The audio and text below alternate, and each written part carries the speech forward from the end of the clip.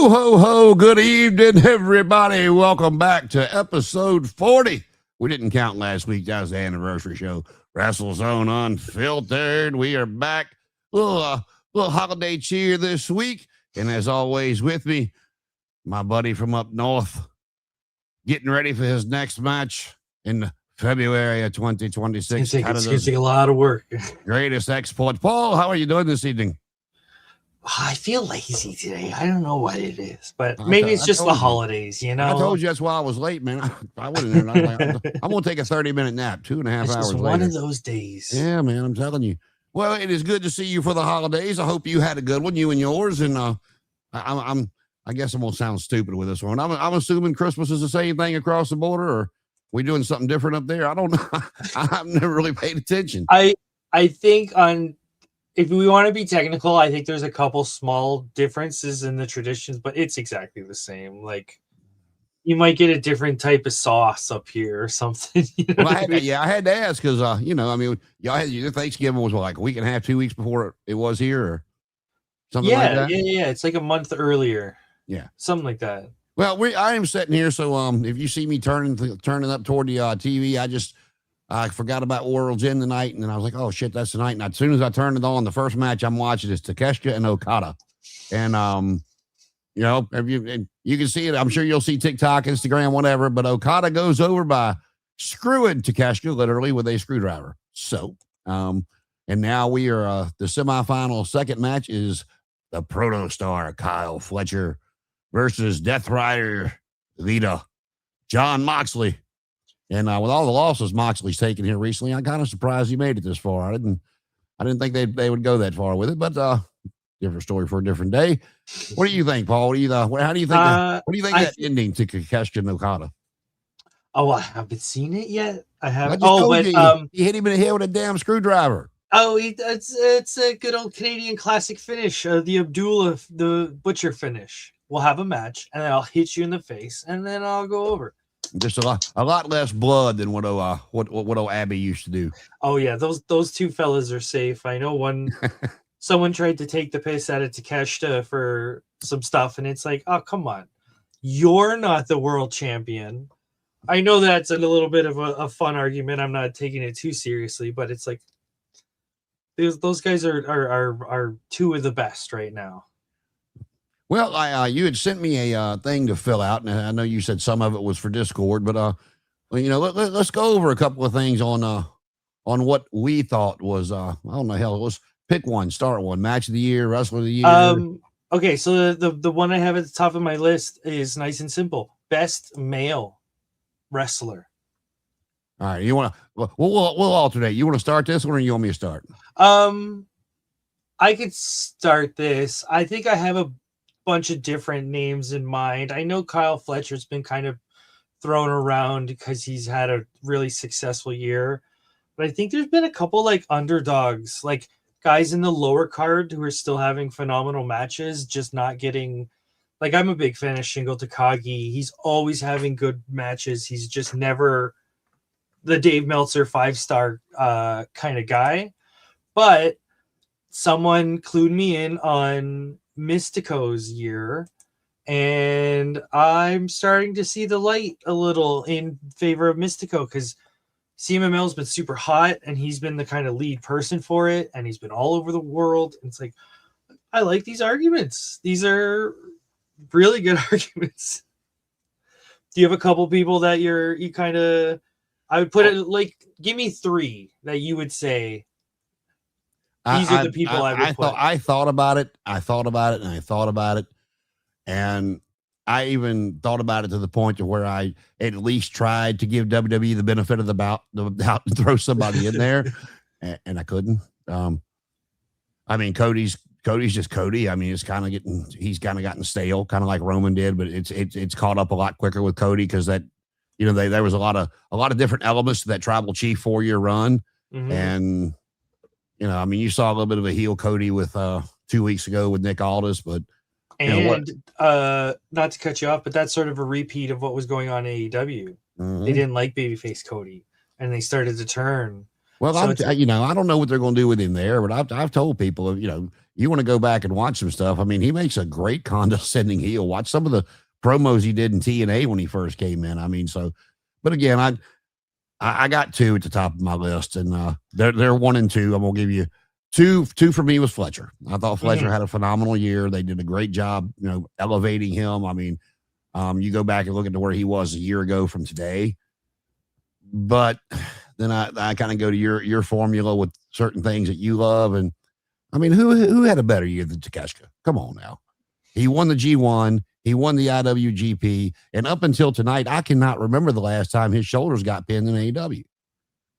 I mean, and it's been a slow build with him, and because I want to say they've done that because of trying to get him over with the American audience, and I think they've done a great job with it. When he finally turns on Okada, the fucking crowd is going to go crazy.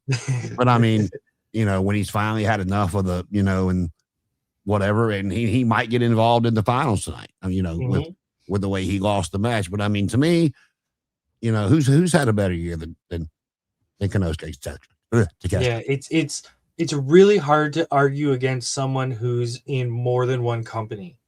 Because I find it really easy to just say, oh, Roman Reigns, oh, John Cena. Like, part of me is like, isn't the joy of what, like, the culture we're in, isn't it fun that, like, Lance Archer was just in New Japan for Tag League, and now he's back in AEW. I'm not saying Lance Archer is the best of the year. I'm just saying, shouldn't that mean a little, like, something? This person's traveling in all these different countries. I think it means a lot to the quality of wrestler when every company just give me once, just please. Well, you would think, and just you know, you don't know exactly what goes on behind the scenes. You only what you read, what you hear, but you would think them dumbasses would have learned their lesson by now, because you know when Bryan Danielson was leaving and was going to, you know, he told him one of the things he wanted to do was wrestle in New Japan. Yeah, and they, according to what I heard, they tried to make it work. They were going to try to work out something and let him go over there, but he wound up, of course, going to AEW. Chris Jericho, you know, when his contract was up, he had no plans on AEW. It was only whispers. It wasn't a correct thing yet. And, you know, he got the whisper of going to Wrestle Kenny in the Tokyo Dome. He's like, well, let me go do these couple of matches and then I'll resign.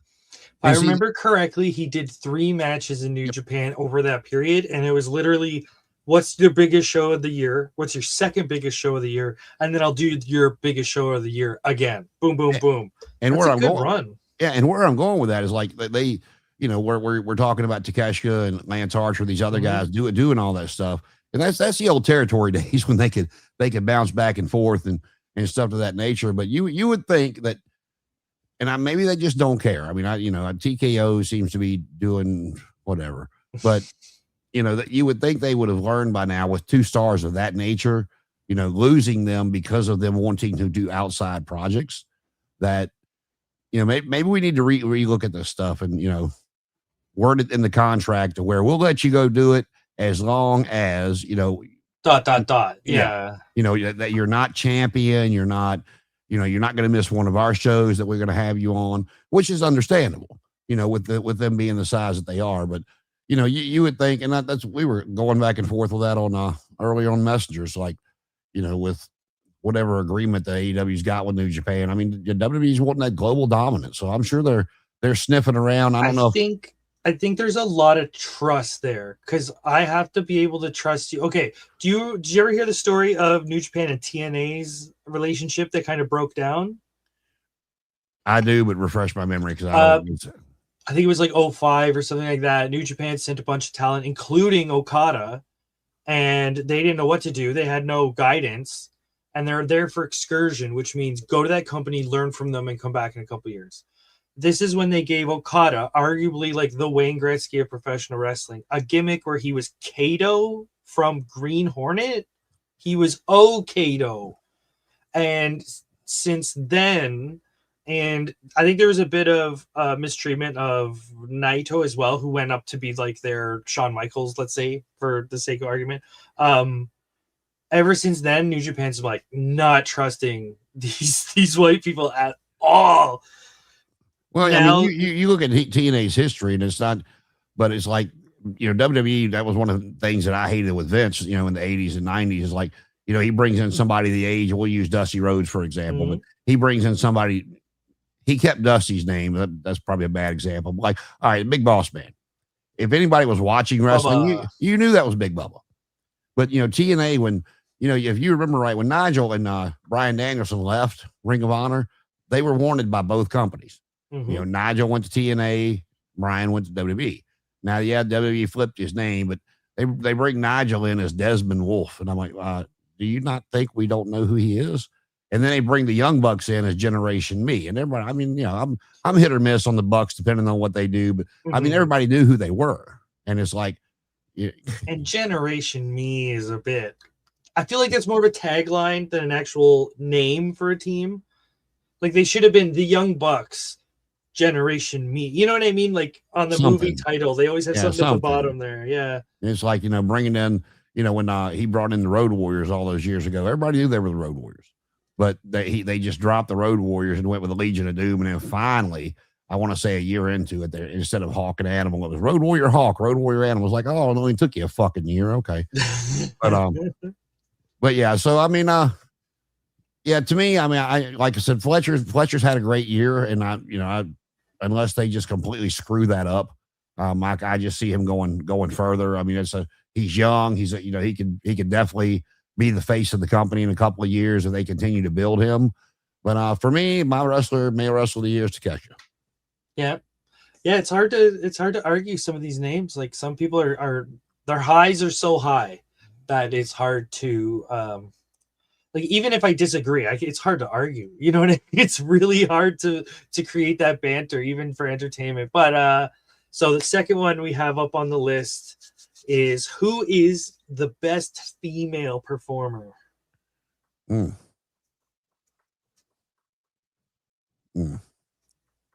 do you think? Go ahead. Yeah, I'll throw that one back to you while I'm thinking, because damn good well.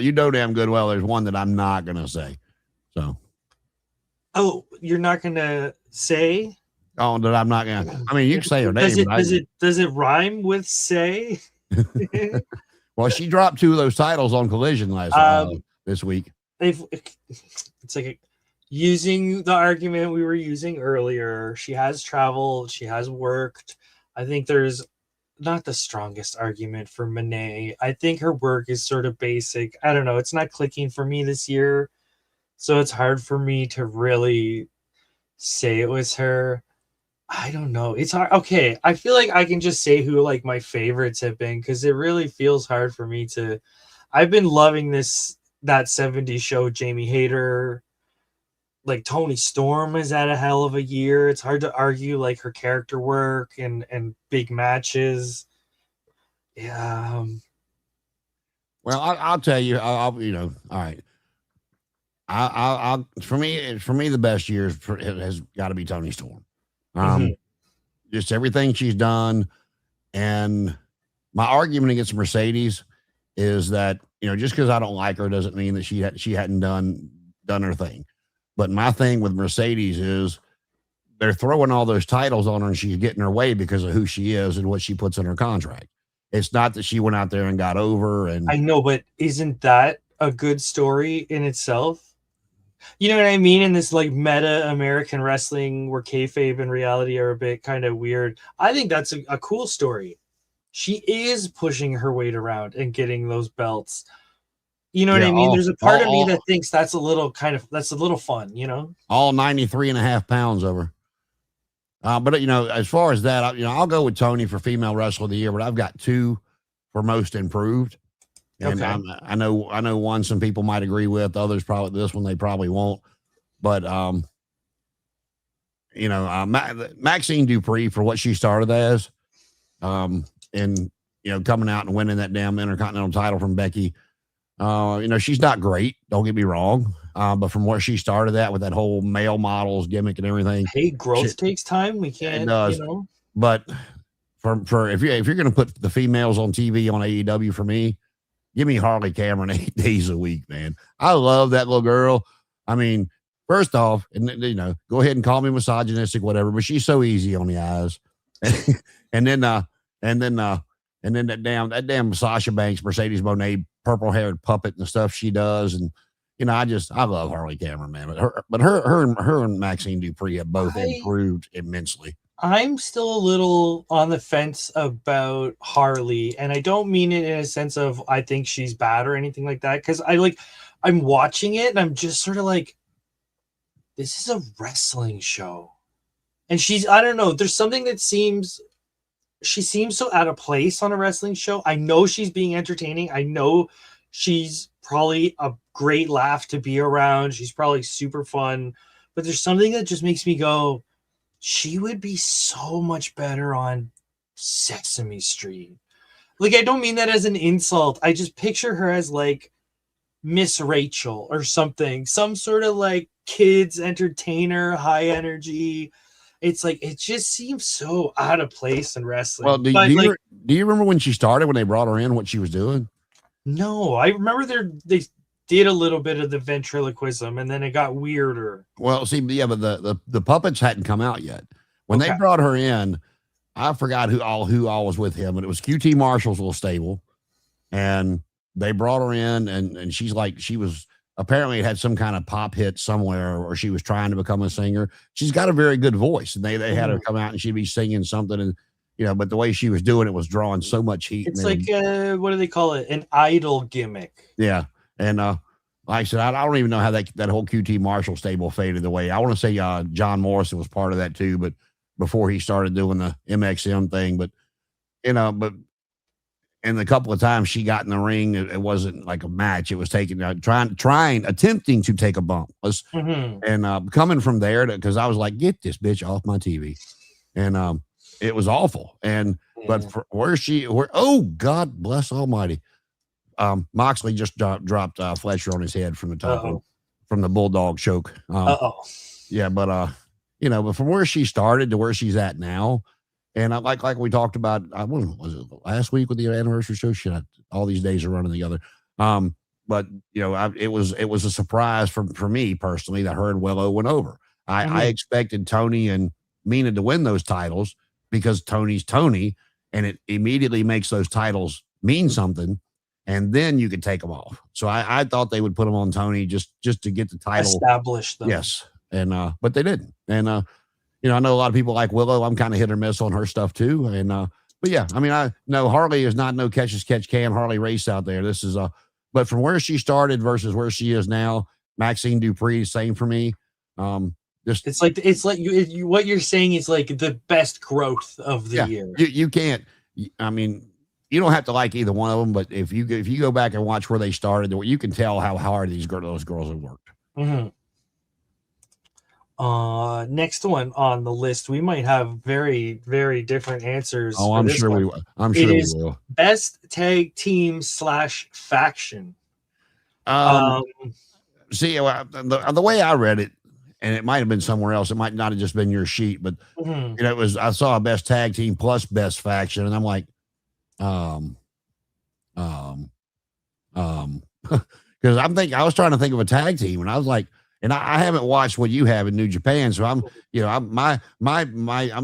just circling around going, they all suck, and my answer for the one came up, was the Hurt Business, whatever you want to call it. It's not a bad answer though. It really is a good one because they've had a good year. They've had lots of attention online. They've had good matches. I find that, like, I know it's weird because you seem sort of hesitant to give that answer, but it's like, that's a solid. No, it's not hesitant. It's just that I wanted to I want to first off say I haven't watched what you have to put them up against everybody in the world. No, that's the fun of doing this is we get all those different. But I tried to think around, of the different who's held the tag team championships, who's done this, who's done that, and it's just like, whether it's contract related or just, I mean, why they did it, I don't know, but we've all agreed WWF pulled the plug way too quick on the Hurt Business. There was a lot more meat on the bones. They could have they could have led up to a War Games with the Hurt Business versus the Bloodline that people would have been interested in, one on Raw, one on SmackDown, and just out of nowhere, the Hurt Business went away for whatever reason. And, so I don't know. Well, yeah, I mean, looking at it, I mean, I mean, they've done great since they've been in AEW to me. So, They like I said, really have. I was trying to look at a faction and a tag team, but looking around, it's like, I mean, Don Callis' family reminds me of the old like Heenan family and Freddie Blassie, Paul Jones Army, that kind of shit. So I don't really look at that as a faction. It's, you got your manager and a bunch of people that just have no business being together. And if they're by title in the faction, we can, because there's a few factions around the world that the only reason they're a faction is they're the good guys, and that's it. It's just like babyface faction, and to me that's fine. It's there's umbrellas. It just depends on booking style, but no, the Hurt Syndicate is good because they've had a lot of matches with young talent, great matches. They're doing a lot. Everybody thinks they are hard to work with and don't want to put people over, but they have put people over. I watched the match. You know what I mean? Like they're making these guys look good. I think that's a great. I don't think they're technically a faction because isn't one of them injured, retired? Who's that? The Hurt Business? Yeah, Cedric Alexander was part of it in WWE, and isn't MVP not that physical anymore? It's mostly Shelton and he's doing the same thing he was doing with him in WWE. I mean, okay, fair enough. For some reason, I thought he was more of the less active one. He is less active, but like I said, he's still in the okay. Fair enough. Yeah, when they lost their first match when their technical first loss, like pin, submitted or whatever, it was in that 6-man against the Gates of Agony and Ricochet. Mm-hmm. And that's when MVP come out and said, I made my guys look bad. You beat me. You didn't beat one of them. But now let's do a street fight. Let's see how tough you really are. I never asked for a wrestling match. I don't wrestle that much anymore, but I'll fight your ass. And then, of course, the Hurt Business won the street fight. So, and let's be real. They're how do I phrase this? They're great guys to have in the locker room because they're vets, but they're not necessarily like locker room leader type of people. They seem very like down to earth compared to someone like Undertaker. he just choked Kyle out. We got Okada and Moxley in the finals. Oh, that's an inventive thing. Oh, so back to tags and factions. I gotta go with House of Torture. It's one that you're not familiar with. But long story short, they're the biggest heel faction metaphorically and literally in New Japan. I think they have about 12 people. And the whole idea is that they're way oversized because they'll just, like numbers wise, outrun you. If there's a 5-on-5 match, they still have extra people to do run-ins because their group is so like Zerg, like it's the Swarm, you know what I mean? But they are your old school Memphis style heels. So, okay, so this, I got to use this as an example because it's sort of a pet peeve. The other day on WWE, they had a match where, what's Eddie's kid's name? Dom. Yeah. So Dom rings the bell during the match while the babyface is winning. And everybody's like, oh, this is the best distraction finish we've ever seen. Dom's so creative. And it's like, House of Torture have been doing that all year. Like they're cartoonish heels, low blows, weapons, bell shots. They use Fletcher the hammer a lot. Fletcher just chop blocked Moxley before he left the ring. So now Moxley's up there selling. They got to build for this.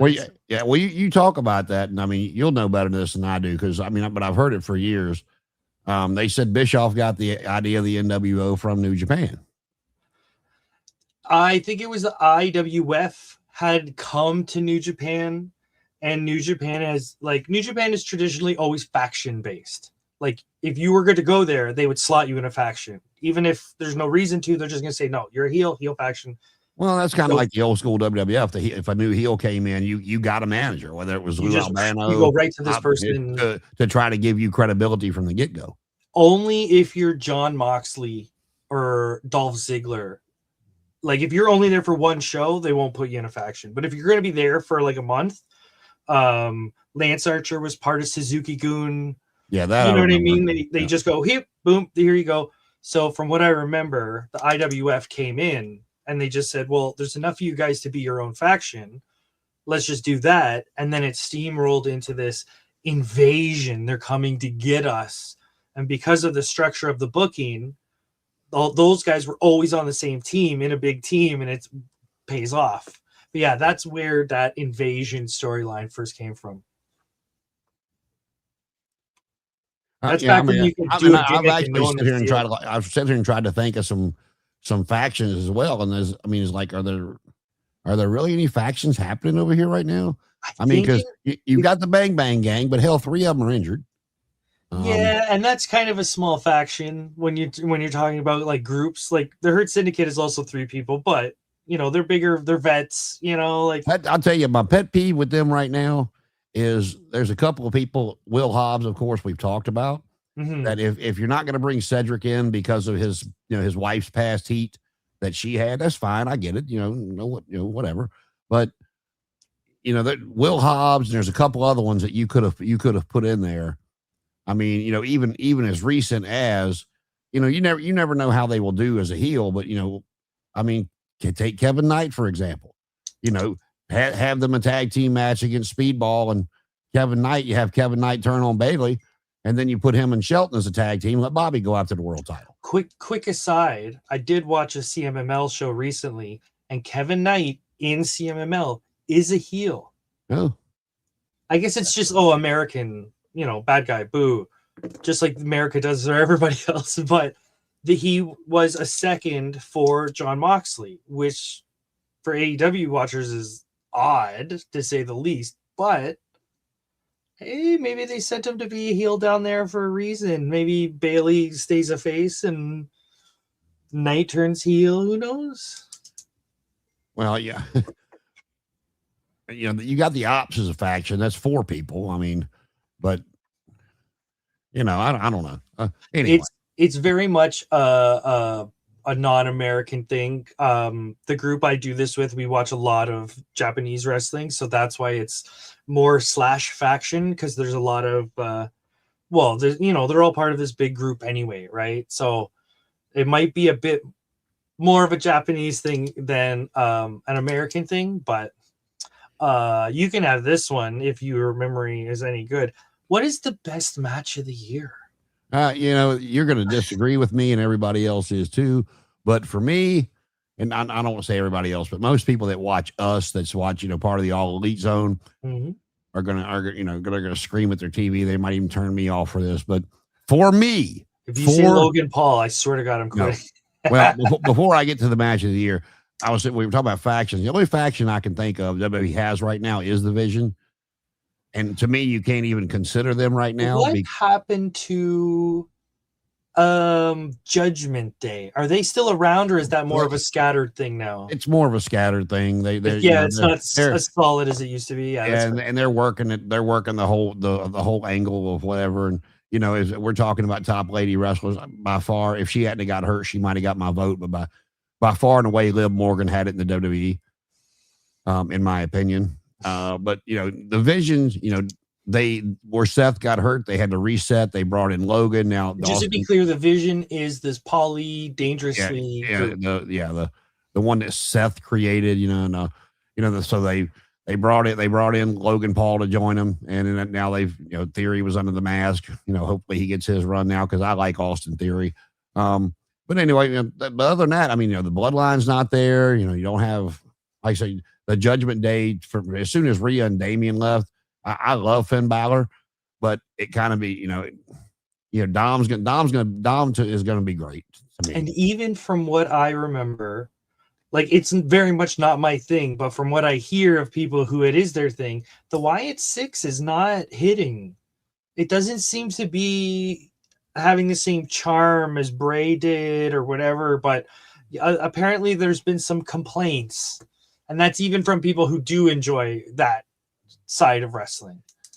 Well, I think a lot of what the difference to me is, everything Bray did, he had his finger in. And sure he's very creative. Like, it's hard to say, what the best, but creative's the best word. He spoke in a way that you went, what, huh? You had to listen. Kind of like the old Jake Roberts interview style, where he would talk real Ah. quiet and you'd have to get him like, you'd be sitting there trying to turn your TV up going, what the hell's wrong with my volume? And if you have a fun accent that he could do, I don't know what that specific accent was he was doing, Louisiana or something. I'm not too familiar, but it's such an accent that you're charmed. You know, you go, oh, ooh, who's this person? They sound they sound And, eloquent. not to knock Taylor, but, he's not his brother.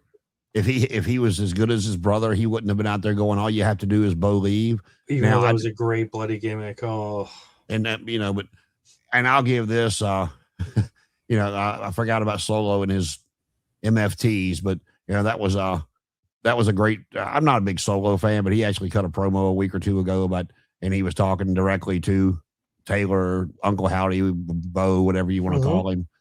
And I forgot exactly how he rounded it up, but he got to the end of it. And he said something about he wasn't worthy of having the name Wyatt. And then he said something to the fact of, if you really want to know how this is going to go, for us to take you out, all we have to do is believe. And he dropped the mic and walked off. I was like, damn, Solo, go ahead. By the time you learn something. But I'm not a big Solo fan, but that was pretty cool. But no, I'm glad to see like Joe Gacy and Dexter Lumis getting the push. I like Dexter Lumis when he was Sam Shaw in TNA. I like the gimmick. His gimmick really hasn't changed. Joe Gacy was weird as hell in NXT. But he's serviceable in the ring. He's got a couple of good things he does. He does the crab walk like Bray did. They've let him do that a few times. But for the hype they brought him in with, I don't know if it's creative. I don't know if it's the execution or a combination of the both. But I enjoy seeing him just because of the nod to Bray, but it could be better. But yeah, it seems a bit of they haven't quite Mordecai. Remember him? It's like I like the idea, but you sort of there's something missing. But do you have, after all the faction talk, do you have one match that you can say?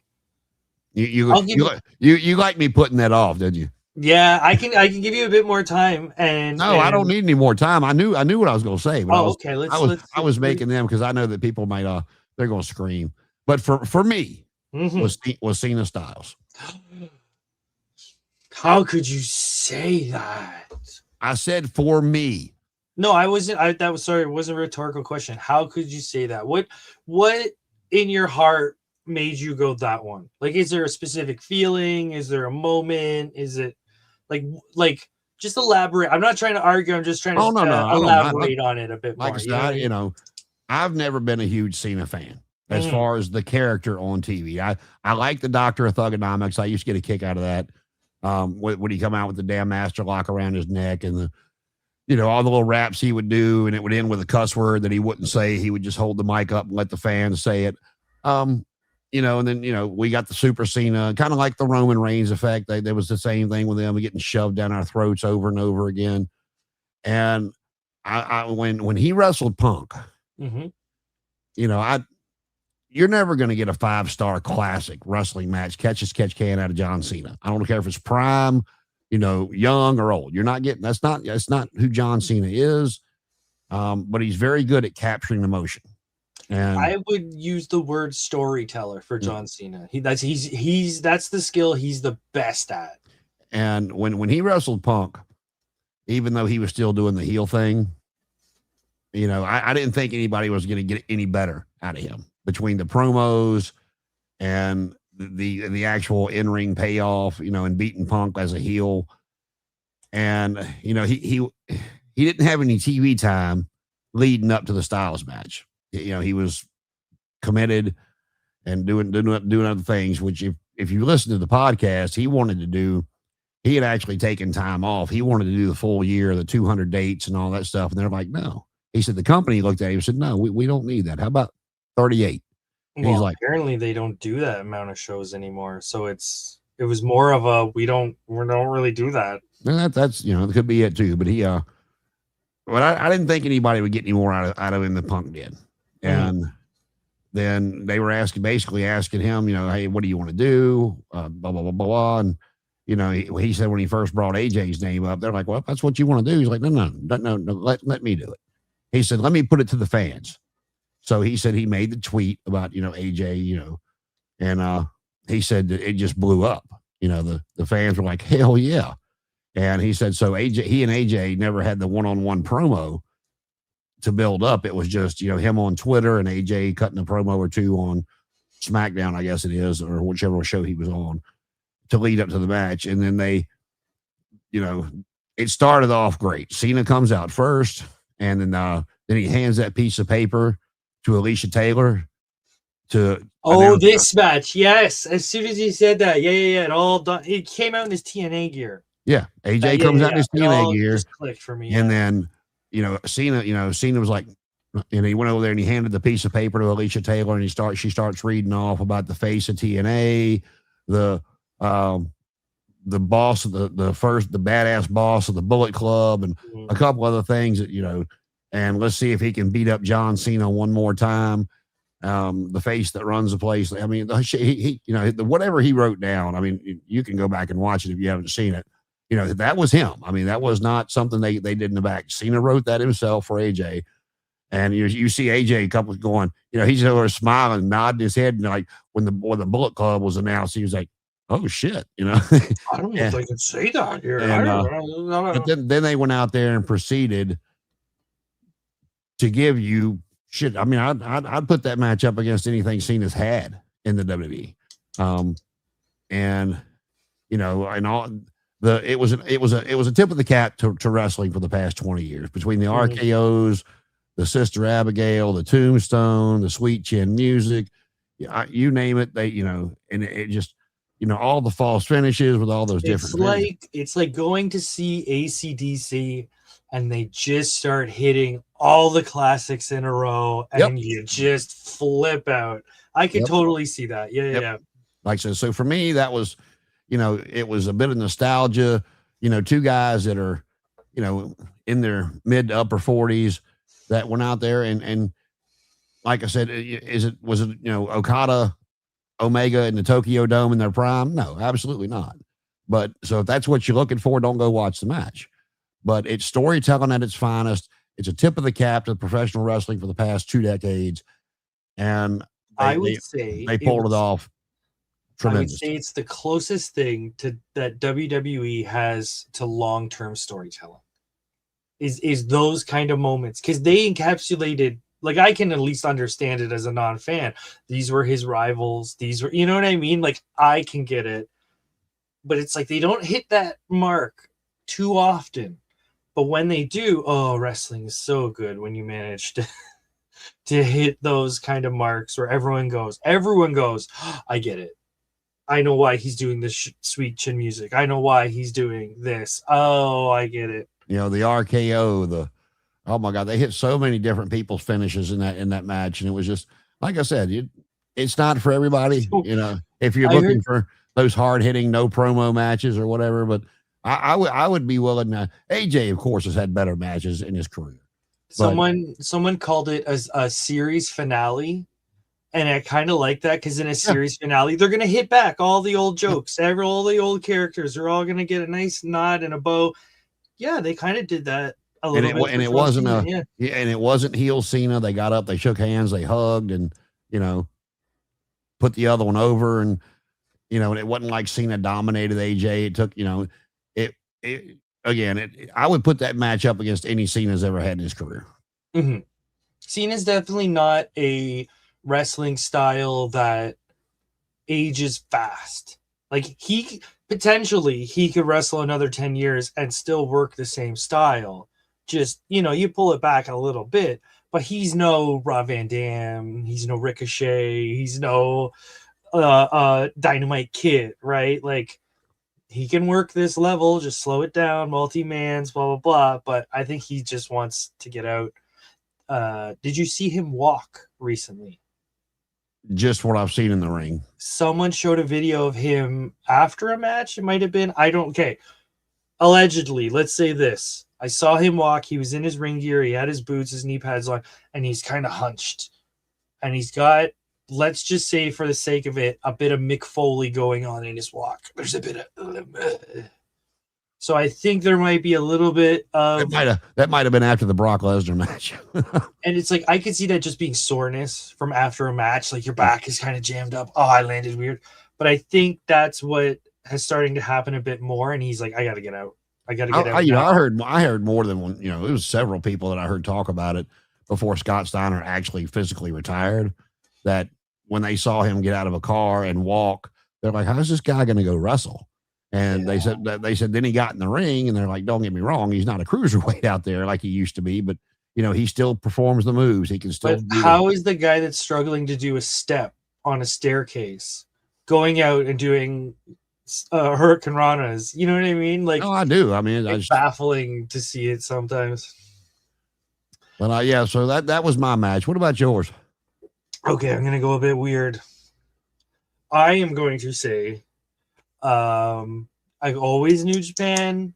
It was the Knockout Brothers versus Taichi and Tomohiro Ishii. I know you should know Big Tom by now. He's not the best style, but he's like John Cena. Storytelling stat is maxed out. He's like the Japanese version of Taz to me. Yeah, that's actually not the worst comparison.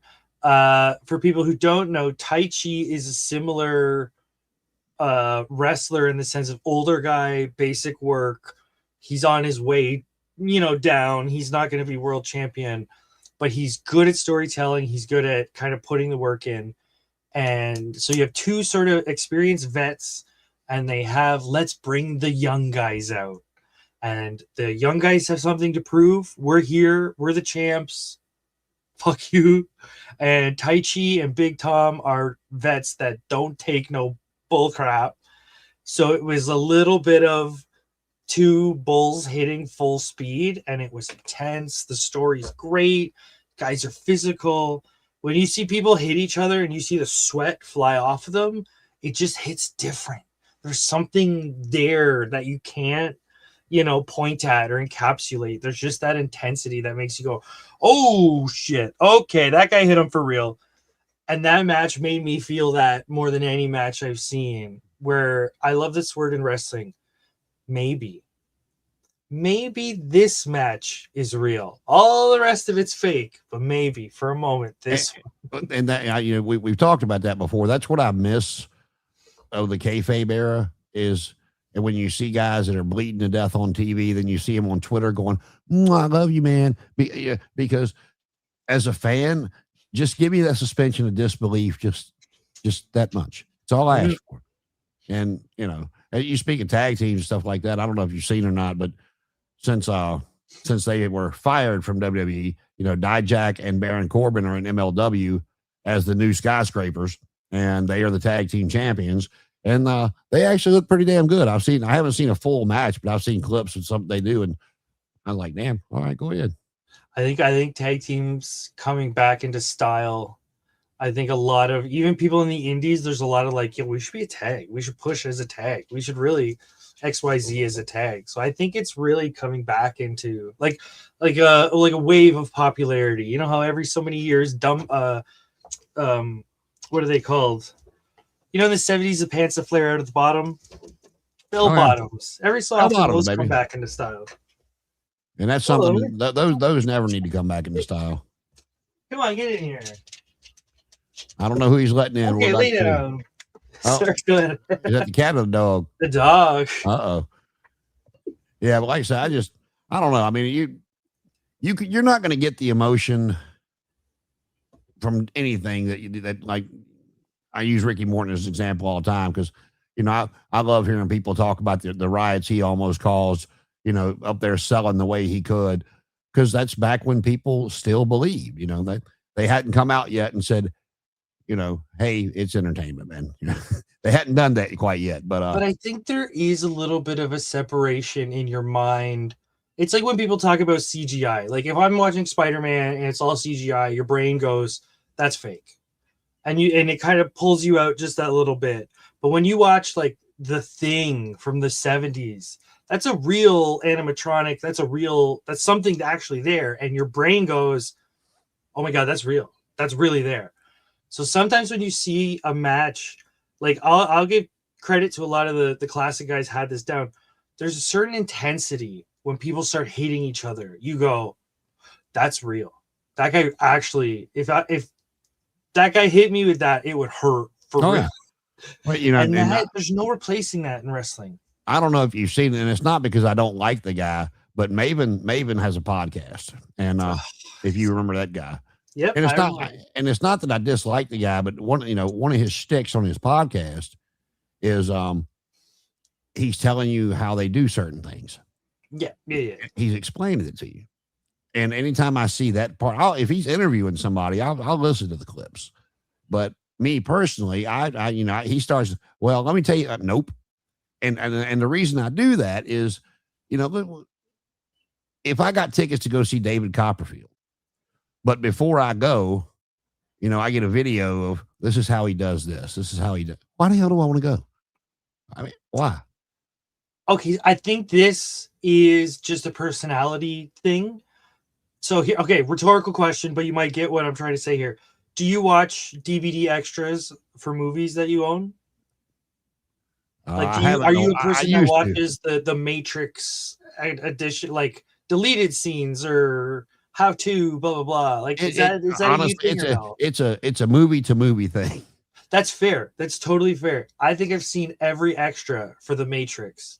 That whatever's on that DVD, I've watched every. I'm sure the Matrix. I love that series, so I probably did too. But it's been a very long time. That and Lord of the Rings, I'll watch every featurette, whatever they call it, that's on there. Any other movie, I couldn't care. I just thought maybe I know some people don't like that. So now I'll tell you what I did like is like if you get a very serious horror movie or a drama, but then at the end of it, they're showing you some of those extras, but they also show you the bloopers from some of those like tense scenes. Now that I get a kick out of. It's like on that topic, I don't like the movie, not a big fan of it, but they show the behind the scenes of the actor in costume, like joking around with the kids. It's all right. That's fun. That's fun stuff. Well, I'll tell you, the movie was too damn long, first and foremost. Because it was in two parts. FTR just retained against Juice Robinson and whichever gun this is. Anyway, but the series they just did, Welcome to Derry, that was good.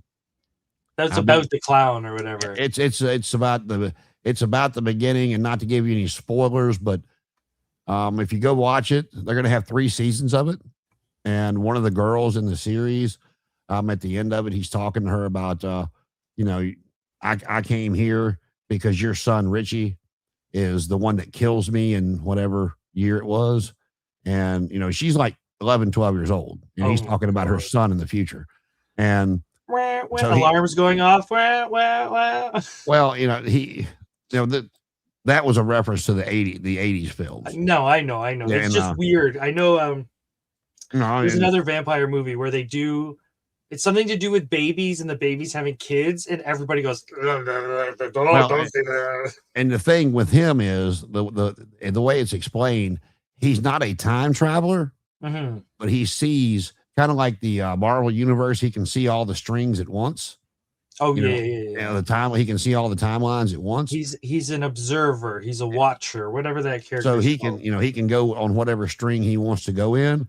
So he tried to go back and eliminate her to keep her child from being born 20 some years later. Oh, is this turning into a Doctor Who episode? Because I don't want to do fixed date events. No, it wasn't fixed date events. It was something similar. But like, and the next two seasons, instead of like picking up where that one left off, because the cycle of the clown or the creature, whatever it is it once it comes out, kills all these people, eats whatever, then it goes dormant for 27 years. So the movie was set 27 years, or the series was set 27 years behind where the movie was. So is this like the old TV series where it's like the kids and then the grown-ups, or are they going for even further past past the kids? Well, that's what I was going to. Gotcha. The next 2 seasons, instead of moving forward, picking up where this left off, instead of moving forward, it's going to move back 27 years. Gotcha. Yeah. So the way the series looks to me is set up that that he's moving through these timelines trying to prevent dying in the movie. Yeah. He's trying to do like a time loop thing to like, yeah. That show is ruined for me because Dairy Girls is a very funny BBC show about 4 or 5 foul-mouthed teenage girls in Derry, Ireland. So whenever I see the ads for Welcome to Derry, I think Welcome to Derry Girls, and I see the clown, and all these teenagers start mouthing off to him viciously. Have you ever seen The Shining? Yes. Okay, so Dick Hallorann in the movie The Shining, he is he's in the army in Welcome to Derry, and I don't know if they're going to do a spinoff about The Shining, like the hotel, but he's got his abilities, and he's the one that the army has him trying to track and get in this thing's mind. And he goes through all kinds of hell, and at the end of it, he's looking at his major friend. He's like, all right, he's like, you gonna be okay? He's like, man, it's a hotel. How much problem is it gonna be? So that leads into The Shining. But if you look at all these Stephen King movies, Derry is part of it in somehow, some way in all the Stephen King things. It's so funny because he's such a well-known author and everybody loves him. But my favorite movie of his is about a killer truck. Yeah. Maximum Overdrive might be one of the greatest movies ever. It's the truck with the clown face on the front. Come on. I know you've seen Shawshank. Oh yeah. And they throw a nod to Shawshank because where they're at in this one is the same time frame where Andy and Red would have been at Shawshank. The guy they're chasing, that the police are chasing, saying kill these kids. When they finally catch him, they're like, you're gonna burn in Shawshank for the rest of your life. And I'm like, I mean, they're giving a lot of nods in this series. I think if you know. It's funny. People call them nods, but I bet Stephen King was like, oh crap, I need a name for a prison. I don't. Right. I'm not sure if any, what he had to do with this series. I'd have to look that up. I know, but he had a very cocaine fueled writing style. Yeah. So I imagine it being very scatterbrained and going, I have a name. Done. Yep. And only the readers are like, wow, this is full circle. Yeah. So I said, if you look at a lot of his stuff, Derry's all around it. One of his books that I really liked was 11/22/63. Yep. And that's about the day Kennedy got assassinated. Oh, is that the one that you could build a house out of? It's like this thing. Yeah, that'd be the one. And I will tell you, they did a 11 or 12 episode on Hulu years ago, like 15, 16, somewhere around there on it. And the book was much better. But I mean, the series was okay. It had James Franco in it, but again, the series was okay. There was just the book was just, again, so much better. Here we go. Let's wrap it back around. Speaking of great stories, what would you consider as the best feud of the year? We could be a little, I can think we could be a bit jokey because there's this one's really hard. It's really hard to pin down a specific feud because they can kind of come and go. I think the People versus Triple H is a hell of a feud right now. Oh my goodness. People are not fans of him at the moment. But again, is that I'll play devil's advocate on that one. Go ahead. Is that, and this is not taken up for him because none of us know because he's not going to come out and say. But is that him, or is that, or is he doing the best that he can with what's been given to him? I think no matter what, whose fault, whatever, I think at the end of the day, the people are still pissed at Triple H. Like, blame or no blame, it is, like, is it TKO? Is it someone else? Is it but at the end of the day, it's Triple H's reputation as a booker or whatever you want to call his role, creative. His reputation is getting questioned now because there's a lot of I don't know. To me, honestly, I don't see any difference between his product and Vince's product, but that's just me. So is it really that bad? Like, is it really worse than like corporate Kane? You know what I mean? Like, No, I is do. it really that much worse than PG era? Like, I think the only difference that we would have gotten if Vince would have still been there is I think Cena would have went over. yeah, I could see that. I could see there being different structures for how the booking works, but for Cena, yeah, I could totally see Vince going, You're not why not? losing. Why Well, not? no, I mean Cena's come out and he's had 2 podcasts since he did it, and he's flat out talked about how much he thought of Gunther, how good Gunther is, what a good guy Gunther is, and it was absolutely his call to go the way he went. And what I mean by I can completely see Vince going, John, I appreciate everything you've done, but no, you're not losing to this guy. You're going over. But I also see long term storytelling with this because AJ's going to retire this year. Well, next year, Ray's going to retire next year. Rumor has it Brock Lesnar is going to retire this coming year. So you got a plethora of people that you could add to that mantle of Gunther, from Goldberg to Cena to anybody else that's going to retire, contemplating retirement, whatever. If that's the gimmick edge you want to give to Gunther, He's the new legend killer. Yeah, pretty much, yeah. Like, you can call it a different gimmick, but essentially treat them the same. Yeah. And I'm trying to think of feud of the year because, I mean, I know it's hard, eh? No, I mean, the only one that comes to mind, and I mean, I think he's doing a good job with Cody too, but it was Drew McIntyre and CM Punk. I thought that was phenomenal. Their matches were good, and the mic work was even better. Punk's always been decent on the microphone. A lot of people love him or hate him. But I mean, some of that stuff Drew pulls out, man. He like last night on SmackDown when they signed the match for him and Cody coming up in a couple weeks. He was allowed to pick the stipulation. That was part of the whole thing that's been going on. He had to come out, pay a fine, apologize to the referee, and then he got his match. And Cody, and he said he wanted to pick the stipulation. So he picked the stipulation of 3 stages to hell. Oh, God. And not to go through it, but just some of the one-liners he was popping off with CM Punk about, if I wasn't married, I'd take your damn wife, blah, blah, blah, blah, blah. And Drew's a good sized, good looking man. I mean, he's, it's not like you got Bastion Booger or Andre the Giant saying they're going to take your wife. I mean, it's Drew McIntyre we're talking about, but he looks right. Oh God, he might. Quick. Well, and the thing is, Cody can't put a finger on him now until the match. So they or he'll be stripped of the title. Which is like such a good gimmick that they've used how many times throughout the years.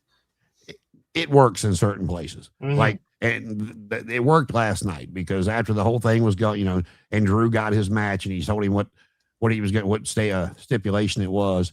And he goes, and Cody, when I take you to hell, when I send you to the depths of hell, I want you to do me one favor. Say hi to your dad for me. I was like, oh shit.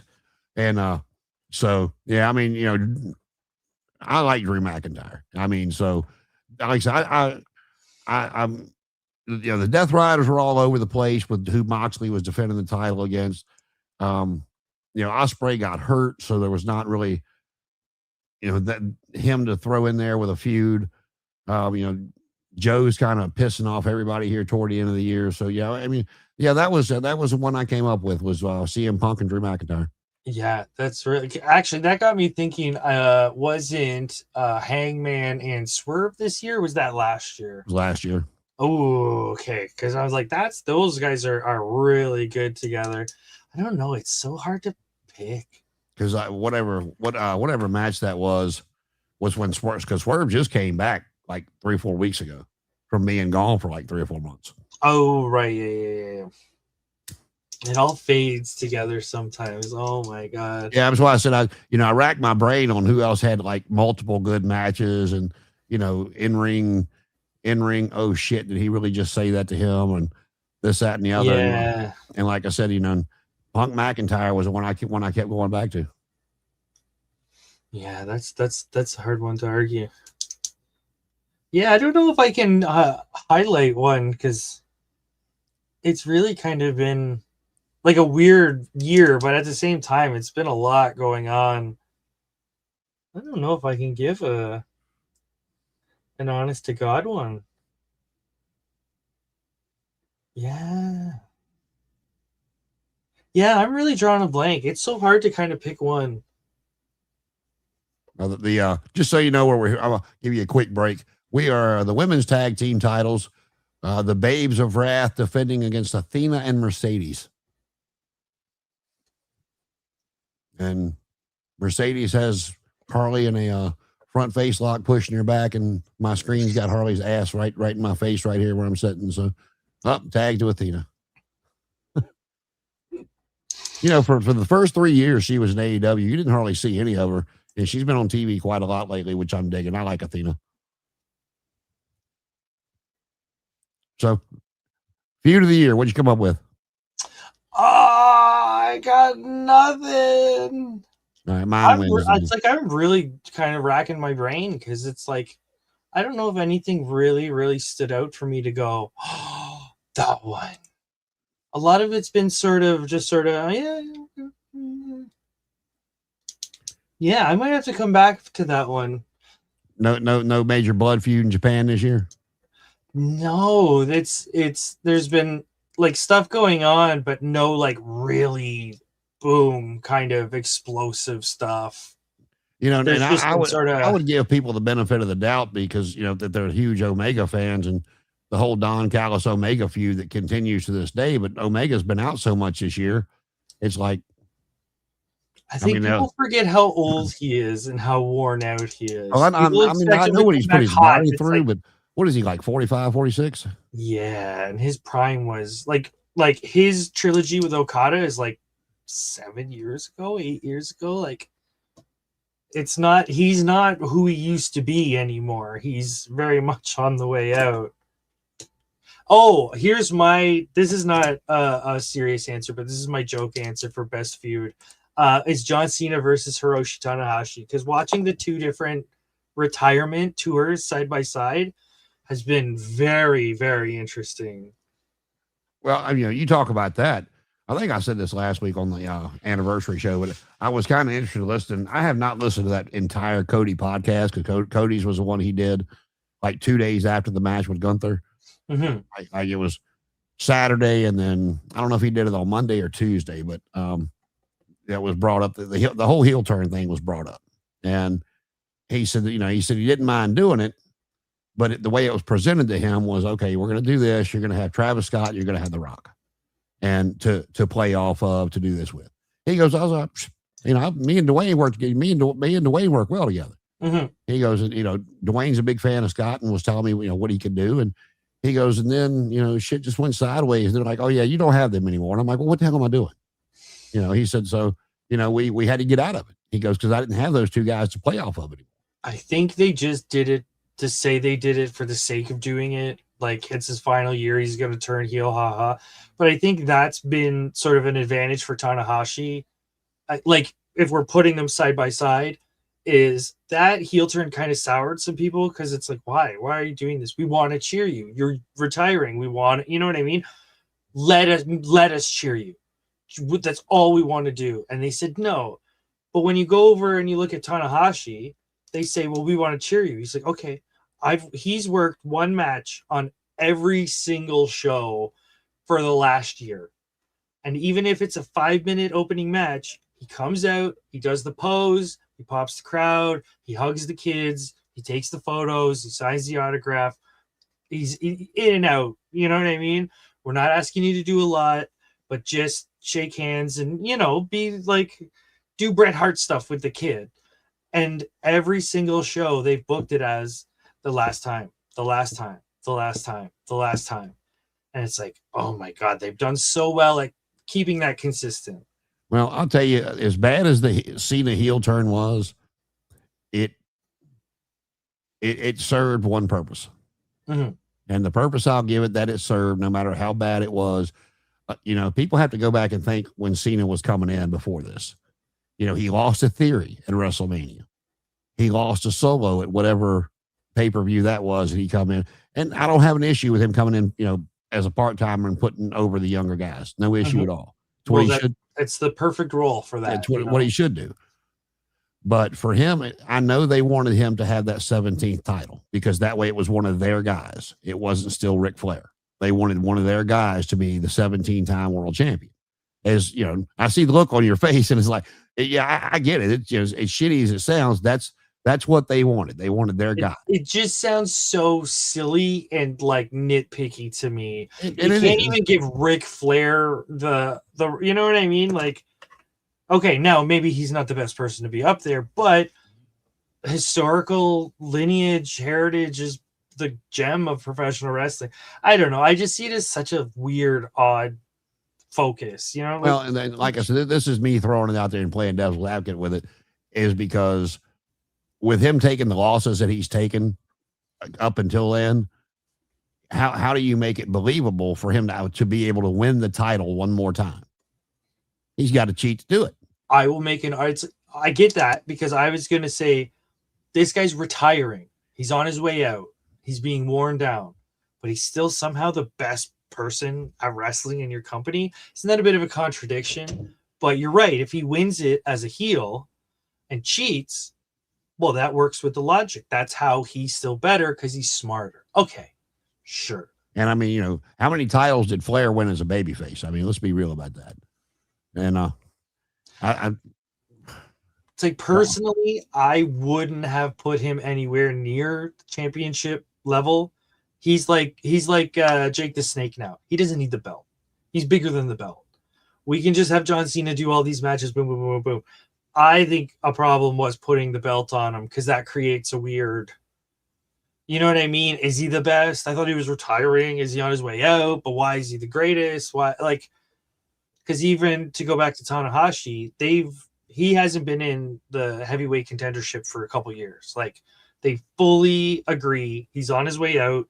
He struggles to beat new guys if he can beat them at all. Like, you know what I mean? They tell that story physically of, you see this old timer coming out and going, ooh, maybe he shouldn't be in the ring anymore because he's getting beat up by this 20-year-old. And it's such a completely different story, but I can appreciate that so much more. It's like watching maybe an American football reference would do good. Like, you see that old timer, he's still trying to hold on, but he keeps getting hit real big. Oh, maybe it's time, But that was the only thing to me that the heel turn served, was not making him look like, not saying he's the best we got. It makes sense. It took a couple of low blows and a couple of shots for the title to.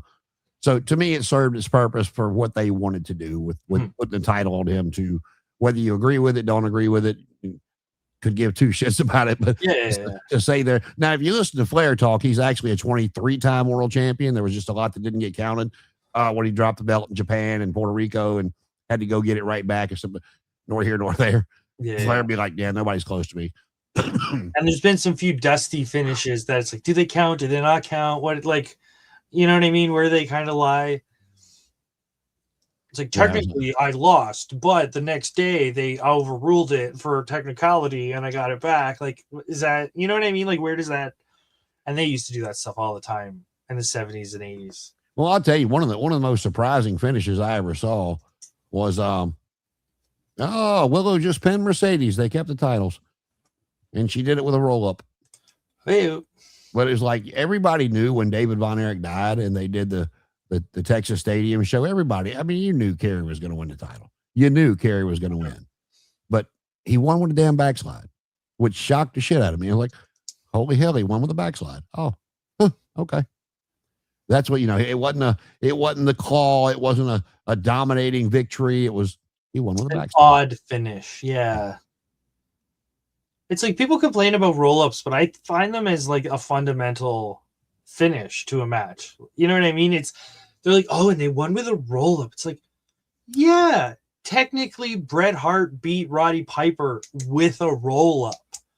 You know what I mean? Like, in Roddy Piper's words, he said shouldn't have counted because he still had the offensive move on. And then, And he but there's, smiled when he said it. like, is the victory roll just the roll up? Because now you're talking crap about Bret Hart. To me, it's like a roll up. Now, yes, it can be like a crappy, like, oh, you just grab for a roll up, 1, 2, 3, blah, blah, blah. But to me, it's a fundamental move. Like, you can't diminish a match just because it ended in a roll up. Like, well, you know what? And we'll give Bret Hart an end of the year award. He has won the grumpiest, bitterest old bastard of the year award, and he'll probably keep that going for 2026. But I know that's a Canadian favorite, but damn, man, I used to love Bret Hart, man, and he's the Harts have a flexible reputation in Canada. Personally, I'm not the biggest fan of them because they're kind of, one above all, and I'm not a big fan of that. But let's just say you get some mixed stories about Stu and the family. There's some different tales to tell, let's say. And your next match coming up on a different note is Gabe Kidd versus Darby Allin. I don't know how to feel about Gabe Kidd. I hope he's not leaving New Japan. He's getting a bunch of heat in Japan because he's kind of got his foot out the door. But he's a heel, so is that good heat for that company? Like, I don't know. But like, well, I've told you this before. I mean, if New Japan, I don't know if there's a written agreement with AEW or it's just a handshake. I don't know what they're doing, but if it's a written agreement, I would. If I was running New Japan, I'd be like, do we really want to keep working with these guys? Because every time we build somebody up, they fucking sign them. They take and it's like these are people that they've put 12 years into. It's not like, oh, they've been in NXT for 6 months. Like Kevin Knight, they put tons of work into. Gone. And Kevin Knight's a guy that in 5 years will be the ace. Maybe not a heavyweight ace, but in New Japan, I think he would have done pretty good in the junior division. But that's a guy that's like in 5 years. Gabe Kidd, he's like 2 years away from that position. You know what I mean? But they lost Jay White, who is exactly what Gabe Kidd sort of can be. And it really is one of those, like, we got to stop sending these guys because the guys they want to push. Apparently, Tony Khan does not like Evil. And Evil is the leader of the House of Torture, which is their big bad faction. So apparently, Tony Khan not liking this one person means those 12 people in House of Torture, zero chance of being in AEW. And it's like, oh, come on. Those, like, it's right there. Like, is there a reason? I mean, is it said why he doesn't like him? I mean, he's been on AEW TV a few times. He doesn't like his style, his wrestling style. And to me, that's a weird observation because he's a cartoonish heel. You're supposed to not like his style. He's a big muscular man that does low blows. I feel like that gimmick is like, I don't know the right word, but it's like that's self-explanatory. This big guy should be hitting people for real instead of cheating horribly to win. Like, imagine if Hulk Hogan cheated to win every match. Well, I mean, that's kind of what he did now. In his that's sort of the point. But yeah. He didn't need to. He could have won, honestly, because of his size, but he chooses not to. And like I say, for as much crap as he gets, I like to remind people that, he did go out there on national TV and put over Billy Kidman. So let's see. Let's just we got any more categories there to go? No, that's it. But the one thing I did want to quickly talk about, I know you haven't been watching it yet, but I've been enjoying the DDP show. It's really like it's not the best show. Pardon? The talk show, or is this what you? It is a reality show, quote unquote, but there's no like gimmicks to it. Basically, it's a bunch of people that really need to get their crap together, and they all go down to DDP's house, and it's just telling the story. So Buff Bagwell's a member, and he's a grouchy little bastard. So that's part of the arc he's going through, and it's really open and honest. Like, they're talking about physical pain, they're talking about lashing out at people emotionally. Butterbean's on it, and Butterbean, for being like a 50-year-old man, is very emotionally open. Like, he's very good at saying, hey, when my back flares up and I'm in pain, I'm a real son of a bitch, and I'll tell you. And you know what I mean? They're very mature with each other, but it's a lot of people struggling with very real issues. Is and that on they're YouTube or a channel it's or on Tubi for me. Tubi? So that's a Alright. free Yeah, one. no, I've watched some of the stuff on the app, so yeah. It's not, I would say the show's not maybe the best directed. It's a bit samey, but it's not that like Survivor type of reality show where it's like blah, blah, blah, blah, blah, blah, blah, blah, blah. They'll kind of hold. Like they have a kid who's really big, to say it nicely, and they kind of let him emote and let's take a moment. You know what I mean? And let's Now you want feel to this talk about out. something that it wasn't that deep, but if you go back at the beginning of the WWE network when they did like shows for the network, Mhm. they had one on there called WWE Legends House, and Piper Yeah. was a part of it. Mean This, Gene, you know what? Hillbilly I Jim. appreciate this because this is exactly the right feel. Bunch of people struggling and they're, trying to make it work. If I Yep. remember So correctly, wasn't there a friendship that grew out of that show? Two old guys, they like clicked immediately. I remember what you're talking about, but it's been so damn long since I Maybe watched it it. was like Piper and Duggan or Piper and oh yeah, maybe if we googled it quickly we could find it. But I remember, yeah, two of the really old vets were like, no, we're best friends now. And I can't remember which one of them it was, but there was one of them that all of them wanted to kill that they'd had enough of. Uh, I don't remember which one, but yeah, it was an interesting show. It was like, again, like you said, not well directed, but it was, if you're a wrestling fan and you knew who those guys were, it was kind of like, well, hey, how you been?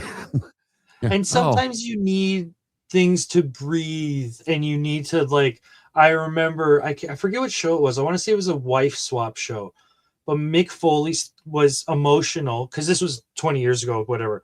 He couldn't put on his own socks, and he's talking about how that makes him feel, and he's like kind of welling up and cry. But it's like no music, no bullshit, no editing, just let that breathe for a little bit, and you well, can kind of feel it, and it's like, this is good stuff, man. you bring up wife swap. You ever want to Google the episode? There was an episode where Piper and Flair did the wife swap.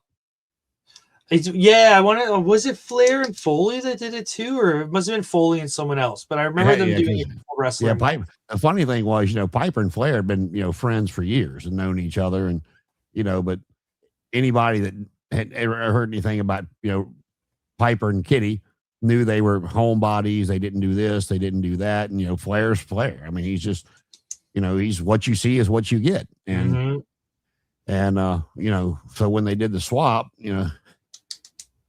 the beginning of it, Kitty sitting there talking to Roddy. She goes, "You're really going to make me go stay with Rick for a few days? Are you really going to do this to me?" She goes, "I love Rick from a distance," and Yeah. he's like, "This is what we signed up for." and so they how the wife swap is. They did for the first couple of days. They do the one thing, and then they have to switch. And so he's got Kitty Toombs out there trying to make her drink and party after a couple of days, and she's like, "Rick, I'm going to kill you. You realize, right?" And she's so dry, but I mean, she was seemed like such a nice lady and everything.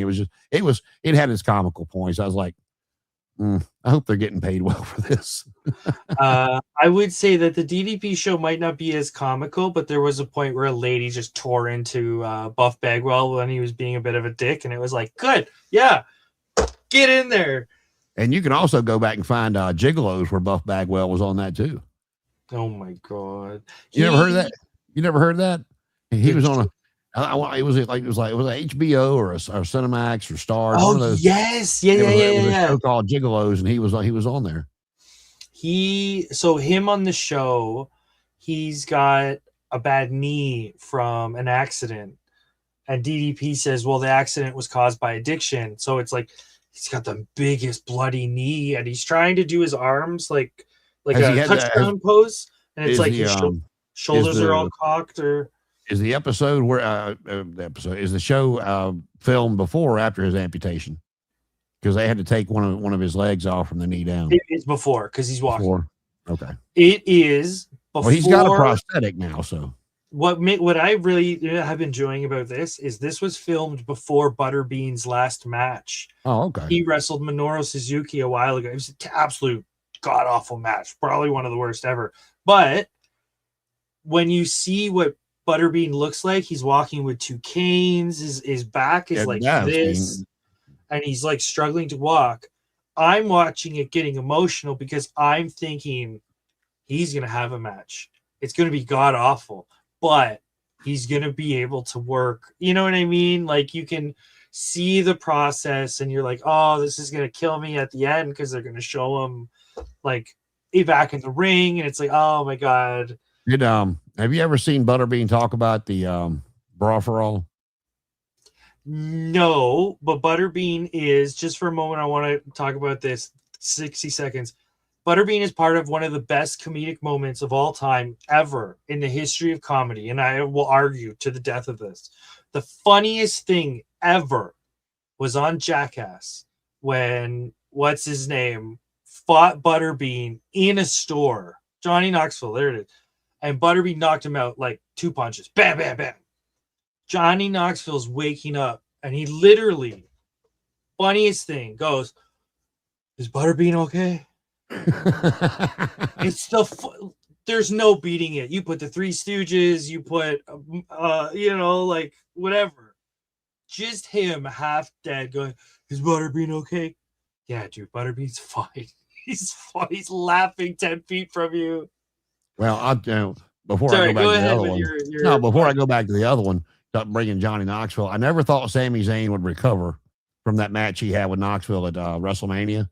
I never thought we'd be able to take Sami Zayn seriously again.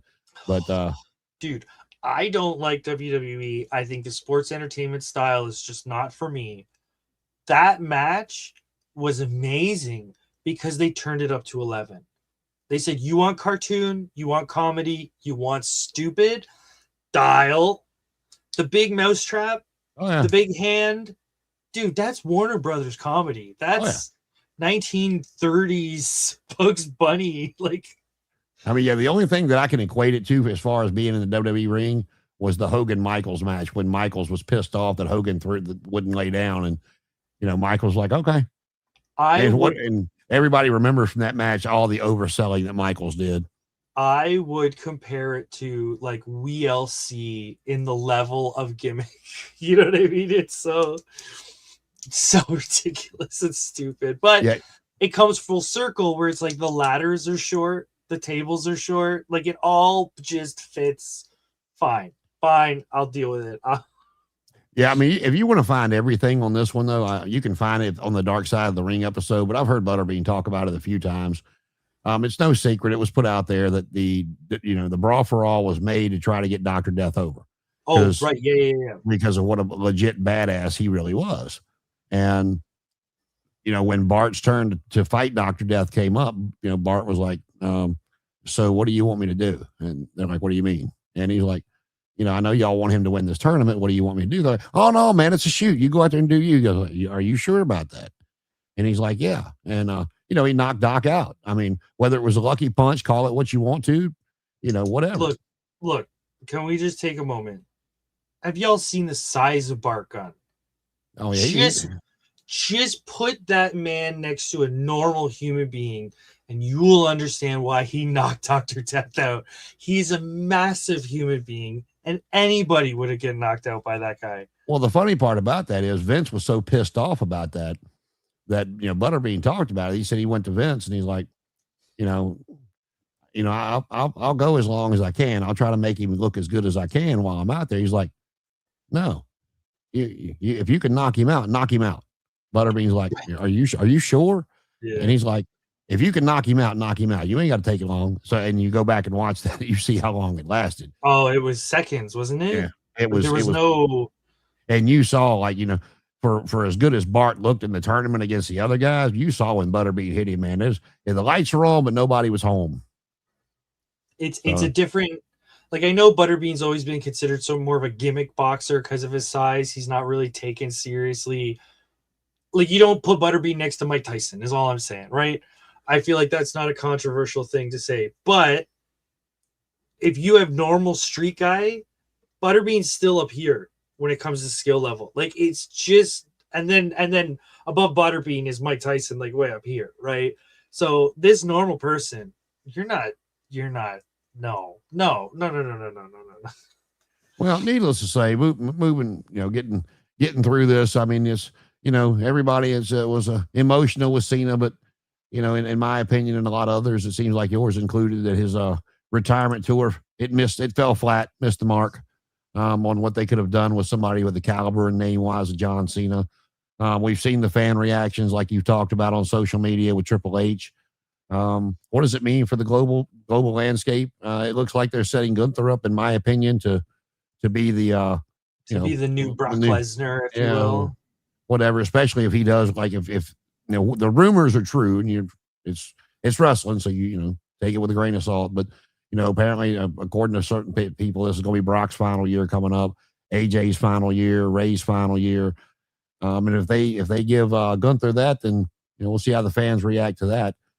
I feel this might be controversial, but I feel like Ray's retirement should not be as big. I don't know why. I feel like he could have a smaller ride out into the sunset kind of retirement, and people would be like, that's fine. I think Ray will get a little bit more than Goldberg did, but not what Cena got, if that makes any sense. Yeah. I don't know if I would give Rey Mysterio, like, yes, he's a star, but he's like not, trying to be mean or anything, but he's been mid card, he's never been world champion. He's he did. He won the Royal Rumble and the world title the year Eddie died.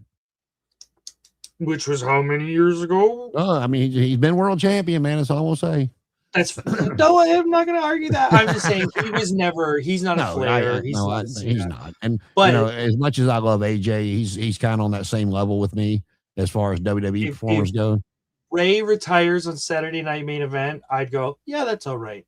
The fact Cena did, baffling. Mania, Rumble, like you couldn't have picked SummerSlam, like. Well, the one thing about that I didn't like was, it was set originally for Boston, and then because DC threw more money at them, they put it in DC. Said that was Cena. They could have said no, we're going to keep it in Boston for him, but money's money. It is what it is. At this point, and I don't know when Seth's coming back. I'm kind of curious as if how that's going to go with Braun Breaker and CM Punk on the 5th, on the first Raw of the new year with the world title at stake. See where the vision's going to go. If Punk, if they're going to pull the trigger and like put Punk as the face of it, when it's all said and done, so Seth can come back as a baby face. I don't know. And Gabe and Darby are beating the absolute shit out of one another, by the way. They're both bloody. If there's anything I could say about Gabe Kidd, is he loves to be physical. He loves a beating. So I could see the two of them going, we're gonna hurt each other tonight. And I would love by the end of 2026 for Takeshita to be the face of not only AEW but American wrestling. I know that's a stretch, but with what they did tonight, mm-hmm. That's going to set up him and Okada for the IWGP title at some point. And that, I think Okada picks and chooses when he wants to be Okada and when he doesn't. And I think in a match like that, he's going to choose to be Okada and say, this is a younger version of me, but I can still do it. There is definitely a difference between like normal Okada and like big match Okada. Yeah. Like you've got to turn the guns on tonight. Okay, I'll do it. And people on here know that I am not a fan of Adam Page. But you can like him all you want. I will never, but he just doesn't. They keep pushing him, but he just doesn't. For me, mm-hmm. He doesn't fit that figurehead of your company. He's not the ace of AEW. And they keep pushing him to the top. I love the MJF Darby just basically rolled Kid up to after that bloody match. I mean, MJF's promo 2 weeks ago when he came back and signed his little contract for the match tonight was talking about him and Swerve coming up together, calling him Shane, and all the different stuff that he did in the WWE or did not do in the WWE, and coming to his house and doing this, that, and the other. So, but Swerve's got that big time feel to him, and kudos to him for being able to work out kind of where I was going with that, work out of what MJF, and if people don't know what MJF was doing, he was building Swerve up. He was letting you know that he got shit on, and look what he's accomplished. That's what he was doing Look with that. how far you've come. Yes, and so which is a great way to a heel to put over a face. It's absolutely. so it's like delicate. it's like we've talked about before. It's like you never go out there and talk about how much your opponent sucks, because if you beat him, who have you beat? Exactly. But so he did that, but like I said, Adam Page just does not feel like that. To me, Adam Page is a good transitional champion. Would you say he's a B plus player? Adam Page? I'd be more like a C minus. I totally see what you're saying. He's not sitting in that S class category.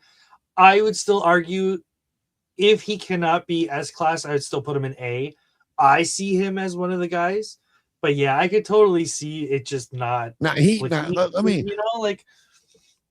the way I look at him, he can go out there and have those Texas death matches, which is not a fucking Texas death match. I wish they'd stop calling them that. What is a Texas death match, Paul? Go ahead. Standing 10 count. Anything goes, and it's you have to get to your feet at the town of Ken.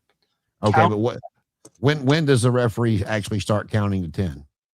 When you're okay, the way you asked me that, it feels like you get hit, you're on your back. What? No. Okay, fill me in. A correct Texas death match, you have to score a pinfall or a submission before the referee can start counting to 10. Yeah, no, as soon as you said that, it did click in my brain. Yeah. Because what they do with a Texas death match is simply a last man standing match. That's all they do. That's very true. Yeah. And so I get aggravated because of what I grew up on. Now it works for today's whatever, but call it what it is. If you're going, because you can take a Texas death match if you really want to escalate the feud to that next level.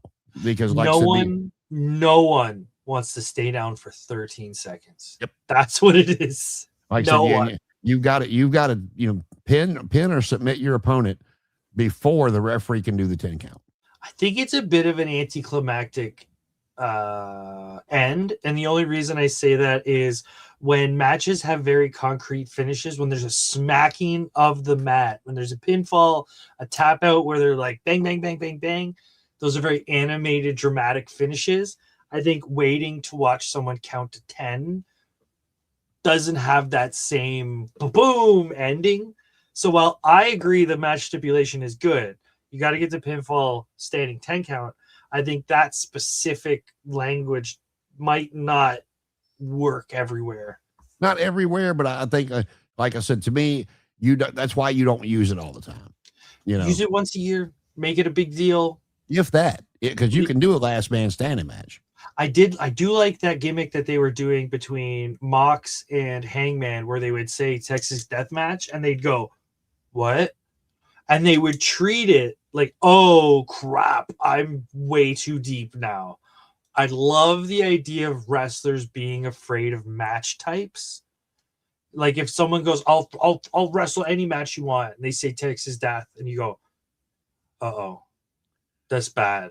Because I remember I wanted to say Hangman did a promo where like he turned white, like he was scared, like terrified. This is bad. And I've given you my frustrations with the cage matches of today. To me, that makes your baby face look like a chicken shit. Painful submission. Yep. And the cage match, we've talked about it before, so I won't spend a lot of time on it. It was a way for the baby face to keep the heel from running. Yeah. Period. Or the opposite to keep the heel manager out of the match. Like the horsemen, to keep them out and keep him in, whatever. But so we got a lot of stuff to look forward to. I'll be honest with you, I don't know where the WWE is going with I guess the closer it gets. I know the Royal Rumble's in Saudi Arabia this year. Yippee. No clue where they might be going with who's going to win those. I know that they're shooting for Seth versus Punk at WrestleMania, and they're talking about Roman and Cody again. And if that's the case, it's just like, why? What we don't. Honestly, as soon as you said those names, I'm like, didn't we get those? Isn't that every year? Like, isn't that Well, every? we haven't gotten Punk and Seth yet, like Okay. concrete. It still feels a very like samesies. Like, when's Obafemi gonna get his WrestleMania match? Like, now that would be a great one to have win the keep the title on him. Don't do to him what you did to Stephanie McCool. Don't treat Oba like you treated Asuka. Because Asuka, she was NXT Women's Champ for like 400 and some days, and she gave the title up to move up. She was undefeated, and then she won the Rumble and went on to. And I thought it was the right call to lose to Charlotte, because if she didn't lose to Charlotte, then you put her as the Goldberg thing, and you've got that undefeated streak to sit there and try to figure out how to get out of. Mm-hmm. So I thought that was the right call at that time. And Asuka's been pushed to the moon since, so no issue with it. But do with him what you did with her. Have him, let him keep the NXT title and win the Royal Rumble. And then, here, you can have this back. I'm going up there to rule. Mm-hmm.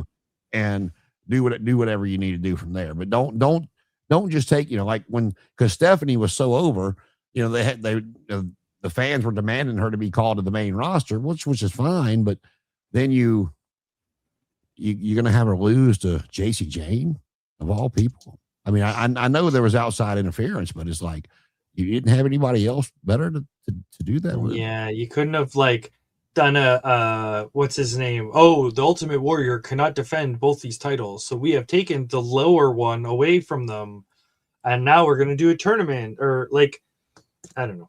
It seems.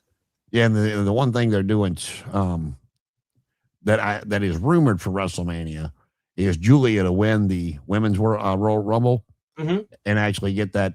Because I know we had the one match with her and Stephanie in NXT. They were going to build to that, but Julia got hurt, so they just went ahead and got it out of the way. And when Julia was ready, they called her up to get that classic that everybody's waiting on between the two of them, and have her go against Stephanie at Mania. So that one I would be interested to see on that kind of stage.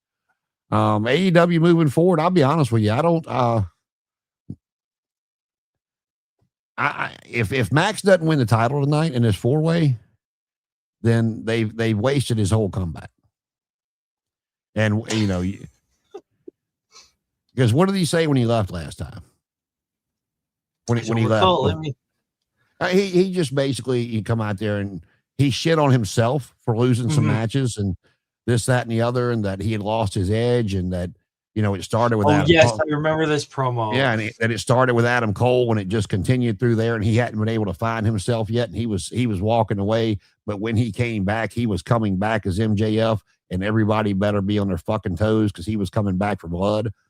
And when he come out and cut that promo where he signed the contract, was telling Hangman he called him a coward and this, that, and the other, he goes, you were right in some ways. He goes, but I'm and that's when he started cutting the promo on all of them. Mm-hmm. And so to me, and I mean, it's AEW, so it may not happen, but to me, if you don't let him win the title tonight, you just wasted him and that comeback and the contract that could have been saved to let him do something bigger. I don't see Joe coming out of this as champion. He doesn't need to be champion. I was surprised that he won to begin with again, because he's he's on his way out too. He's done said this was the last contract. I don't know when it's over, but this was the last wrestling contract he was going to sign. But he's also he's still believable in that position. He doesn't have to do a lot of work because he's still physically great. So it's I get it, but it's it's still a sort of who? Why? Now, Joe? Some people might disagree with me on this one, but Joe's one I can completely see going back on that word of this is the last contract I'm going to sign, for one reason, because both times he got let go in WWE, it was Vince's call, and Triple H really loves Joe. And I can completely see him going, hey man, the old man fucked this up while you were here. I was out the first time with my heart issue, and whatever happened the second time after they brought him back, come on back for a year, like we're going to do with Jericho. Let's give you a year of selective dates. And then when you're ready, we'll put you in the Hall of Fame. Whether that happens or not, who knows, but I know Triple H has always been very high on Samoa Joe. So I could completely see that. So, and Mick Foley not signing the contract with he said he won't sign any more Legends deals because of the politics of WWE. And okay, I'm glad you got the money to be able to do that, dude. Stand on your People, laurels. not to go into politics. I'm going to try to skim around this, but whether you agree with him or don't, this is not to cut you off with that. But whether you agree with him or don't, he's standing on his principles. And good, if he's got the money to where he can do that comfortably and not worry about what he brings in from the Legends contract, whether you agree with him or not, good for you, sir. Foley was also the person that when the screw job happened, he was like, I'm going to quit. I'm going to leave. Because he was standing up for Brett. And only, I forget who the person was, but someone went up to Foley and said, look, your kids still need to eat. So mind your business, mind your P's and Q's, and just keep working so your kids can eat. Let Brett deal with Brett and whatever. And he went, oh, okay. So Foley has always sort of led from the heart. And if you agree with them or don't agree with them, I can still appreciate someone being open about that kind of stuff. And saying, this is what I believe. Taking a stand on what they believe, right, wrong, or indifferent. And doing it in public is extremely hard. So even if what you're doing is the dead honest, like the best thing you could all do, someone's going to crap on you. Marina Shafir and Orange Cassidy are in the ring doing the hands in the pocket and the little teeny tiny kick, except Marina's putting she just knocked him on his ass with a kick. And he just backdropped her over the top rope. But no, like I said, I mean, whether you don't have to agree with him, you can, you don't have to. It's whatever you want to do. But good, like I said, good for him. You want to stand on your principles. You know, he knew he was going to catch backlash for it, and he's definitely someone who can do the like convention circuit and still make tons of money. Show up at an indie day, do Mr. Sacco. You know what I mean? Like, this isn't someone shooting themselves in the foot. This is a well-established vet. Hopefully their intentions are trying to lead new people. You know what I mean? Like, I'll do this. Hopefully people will lead with their heart. You know what I mean? More often, but it's still big news, no matter like where you're from or what you believe. Like, Foley not being associated with the Fed is pretty big. Well, I mean, that might leave it open for him to do some work with AEW. I was confused because I'm like, is Mark Henry back in WWE? What's going on? But it's like, that would be a good role for him. He could do the Titus O'Neil stuff. Don't have him work, but have him go to charities. Have him be that guy. Yeah, I mean, you've whether you, again, it goes back to, it doesn't matter what you agree or disagree with it, but Sting has been very highly complimentary of Tony Khan and the way he's been treated. And I don't see Mick Foley being treated any differently if he's brought in. So, that's like, so whether you like, that's one thing I've preached about AEW from the beginning, whether you like it or not, it gives the boys and girls another place to make that high dollar amount. So, who do you think we should watch in 2026? Who do you think who do I think we should watch in 2026? That's actually tough because I feel like in New Japan right now, there's a bunch of people that are sort of on the cusp of, they could go up right away. So like Yuya Uemura, I can see this Yuya Uemura is like Kyle Fletcher. If you said, we need him to be a main event for the title, you'd say, okay, done. There's no stretch. You know what I mean? They're ready. They're just kind of giving him a bit of time. I think this Yuto Ice has got a lot of personality. I don't know if they're going to keep him in a tag team or just go, you're amazing. Go Bumba Clot around the world. Because that's his like catchphrase as he hits his move. But I think potentially those two are going to be, those are your S-class wrestlers coming 2026. I think this is a random thought I had, but I think AEW is going to do a Hall of Fame next year. I mean, they should. They have Sting. They have a couple people they can pop in. Arn Anderson. You know what I mean? There's a couple names you could put in. Well, I mean, Daniels, Jerry Lynn. Jake Roberts is still there. And you just do what WWE does. Make it a date. Have people come. Speaking of which, did you hear they're losing Daly's place? Is it Daly's place is being shut down or it's being torn down? They're building Oh, something for the Jaguars there. I think they should have made that where they filmed AW Dark and made that their home base. Because during Well, COVID, their behind the scenes stuff was phenomenal because you understood geographically where everyone was. Dark Order's over here, the other, you know what I mean? Like it felt like a video game level. You knew where yeah, this they has been my were. thing with them, and we've talked about this too before. But anybody that doesn't know, everybody thinks TKO and they think all this money, which okay, that's fair. But Shad Khan has got right around the same amount of money, between all the stuff they own, the soccer teams, the business, the wrestling, the football team. Shad Khan's got a lot of money, Jack. And where I think they've missed the boat is, like I said, I told you what I really wanted them to do when Ring of Honor was bought. They've been around 6-7 years now. They've had plenty of time to, if you've got roughly the same amount of money, you could have built yourself a performance center somewhere in Jacksonville to film Ring of Honor, to film Dark, to have like some of these, like, okay, you own the Jaguars. You've got a guy on your team, highly athletic. You really like him. He's got a good work ethic, but he ain't worth a fuck in football. He can't catch the ball. He stumbles on himself, but man, great athlete, can't ask for a better guy in the locker room. Hey man, why don't you come on over to this side of the business and let's see what you can do. We don't want to, we can't have you on the football team. We got to fill that spot with somebody that can get a little more production. But man, we don't want you to go anywhere. You ever thought about doing this? And, not that I want them to go to the WWE route and start doing all the NIL bullshit, but it gives you a place to where, if you got an indie guy that you see like, man, that guy's got something, but she's got something, but then you got your performance center to go in there and work with, a Christopher Daniels, a Jerry Lynn, et cetera, et cetera. You've got a place to then you've got the places to, just like NXT. I mean, if you want to, this has been my thing all along with him. It's like, if you really want, I know he says we book for the psychos, we book for the sickos, blah, blah, but you hear enough of Tony Khan. He wants to be WWE is not the right logic, but he wants to be Eric Bischoff. He wants to beat WWE. So if you want to beat WWE, I'm not telling you to change your style as far as like some of the stuff you do, because that's what's got you over.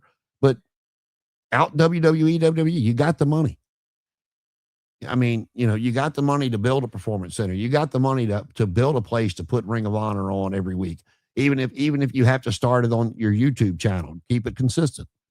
You got a place to train, former football players or former baseball players that might want to get into it. Do people not know what micro shows are? Is that not a thing that's big in North America? Because that's something that happens in Japan. So a company will have this. What I mean by micro show is like, you ever hear of micro budget films? Yeah. They're $700. We have to film a movie. Okay, so these girls want to put on a show. They have the back half of a factory. So they're going to put all the curtains around, and we're going to have 20 people in the crowd. But everyone's going to get to practice their stuff. We're going to upload it online. You're going to get over, you know what I mean? Like, these shows are made for like $200. But the purpose of the show is not to make money off tickets. The purpose of the show is reps. We're going to make a show that costs literally the least amount possible, only so our wrestlers can just go, another rep. You know what I mean? Like, not every show needs to be an arena show. And be in front of 400 people. And what does that sound like to you?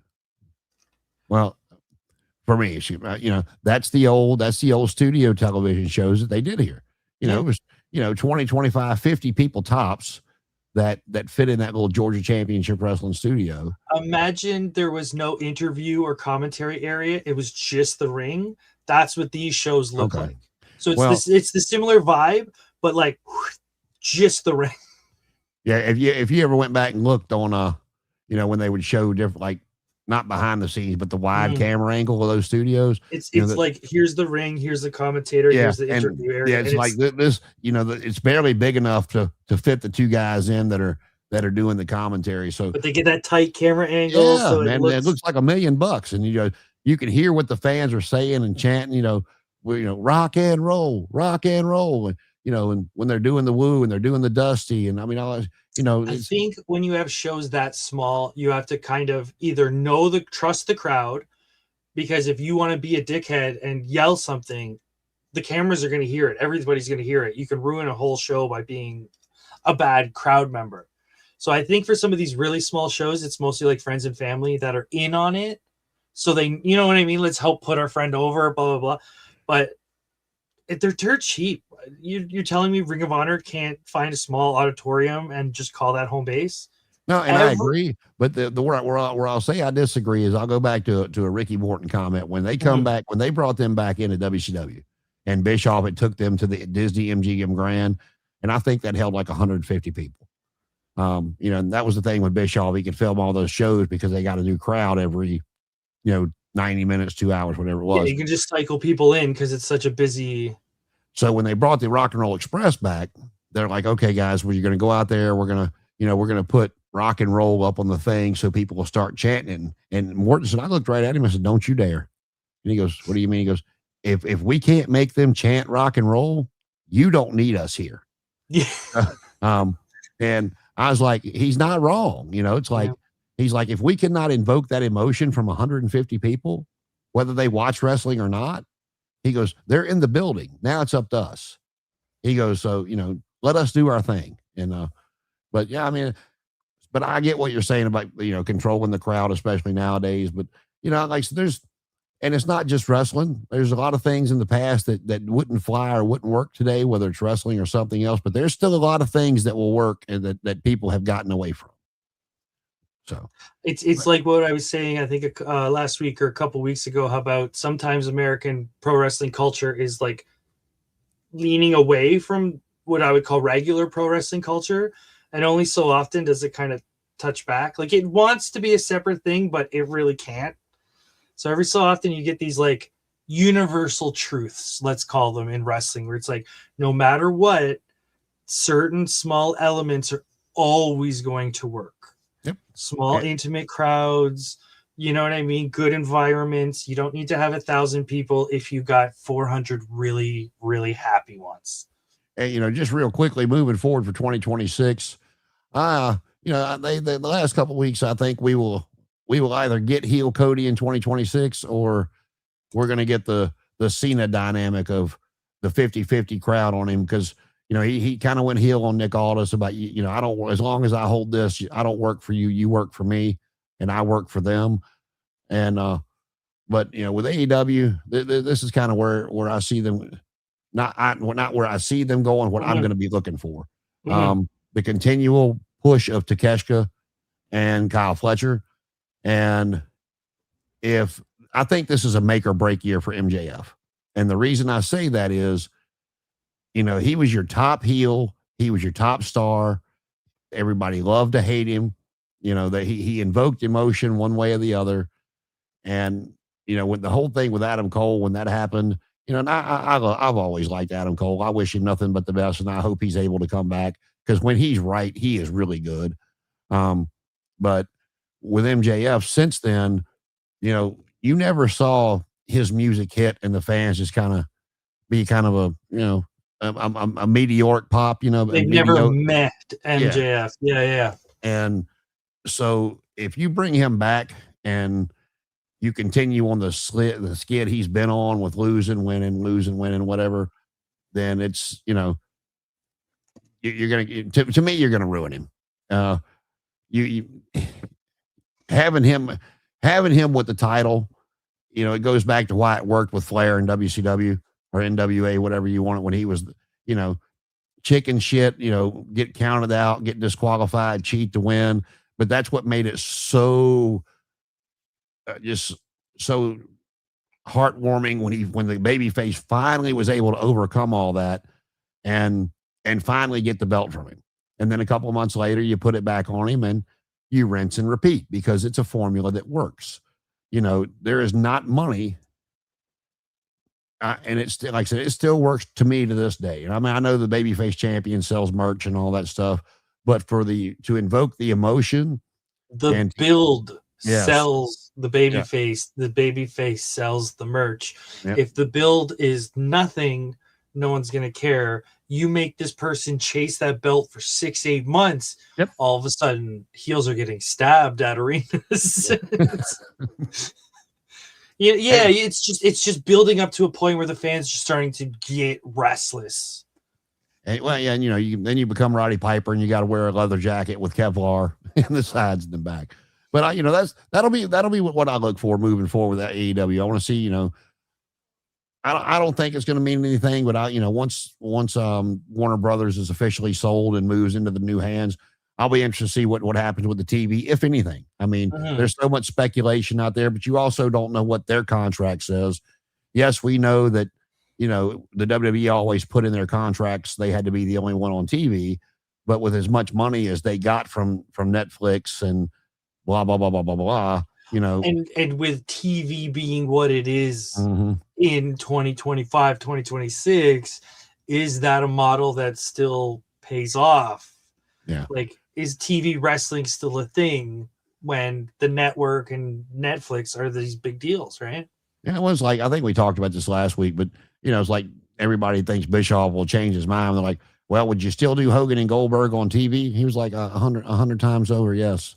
He's like, he goes back then, he goes, and it's become more prevalent today. He goes, when Turner bought WCW, they were no longer a wrestling company. They were an entertainment company. They didn't give a damn about, pay-per-view buys, and they didn't give a damn about how many people were in the arena. He goes, and I know that's the old school wrestling way of getting paid. He goes, butts in seats. Yeah. And he said, but they were a television company. They cared about the ratings. He goes, so yes, I would do it all over again. He goes, I forgot what he said that astronomical rating was. And that was after only advertising it from, they announced 4.8, blah, blah, blah, whatever. Yeah. But they announced that match on Thunder that Thursday, and then it was presented that Monday. So it was a 4-day buildup, and they still did astronomical ratings. So yeah, I mean that's where it's at. Like I said, whether it means anything or not, I'll just be interested to see where everything lands. Whether they have to find a new TV deal, whether they just get moved in a time slot. We've got TNA that's kicking off on AMC in January. WWE continues to raise their ticket prices, and to me, their shows just aren't worth it. Like I said, I might knock a lot of the stuff AEW does, but they give you one hell of a pay-per-view every time they put it on there. Those performers, male and female, go all out.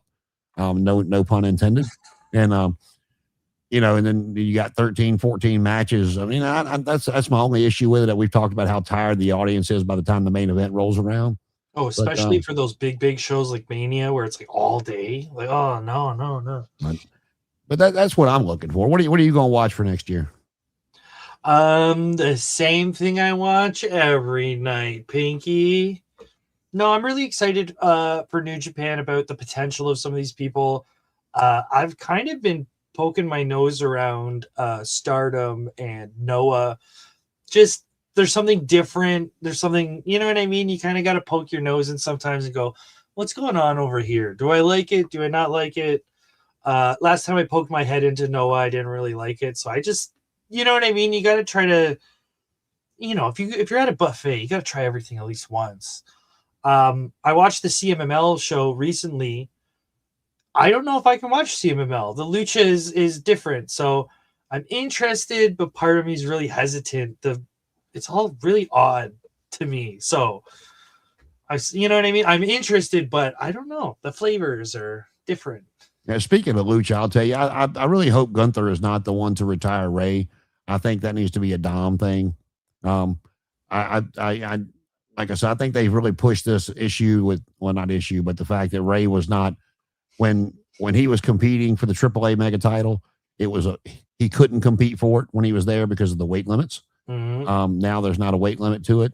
So I think he will be the one to either beat Dom or put his mask on the line against the title, whatever. I mean, I think that needs to stay in the family, but I do think you'll see Ray get that AAA mega title before he retires, just so he can say he had it. What I would do, now this is just the top of my head, so don't kill me.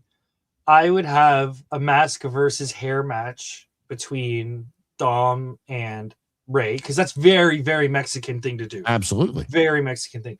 Have Ray lose. Have him take off the mask, hand it to Dom.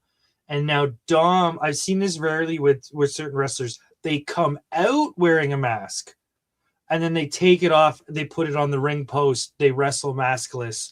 They put the mask on after, do the poses.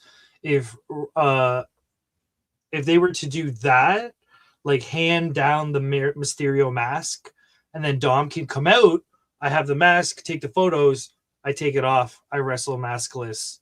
It's just more of an ornament. Yeah, he's done a a few matches like that where he comes out in a mask. It's not the Mysterio mask, but it's a mask nonetheless that he comes out in. Not Andrade does it, Dragon Dia does it. Like, you brought him up, so we'll touch that and then we'll hit some final thoughts. You said he popped up in New Japan. So what are your thoughts of Andrade?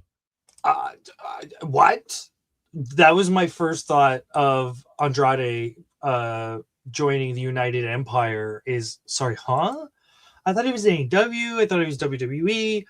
And then what was funny is he pops up in New Japan and silence.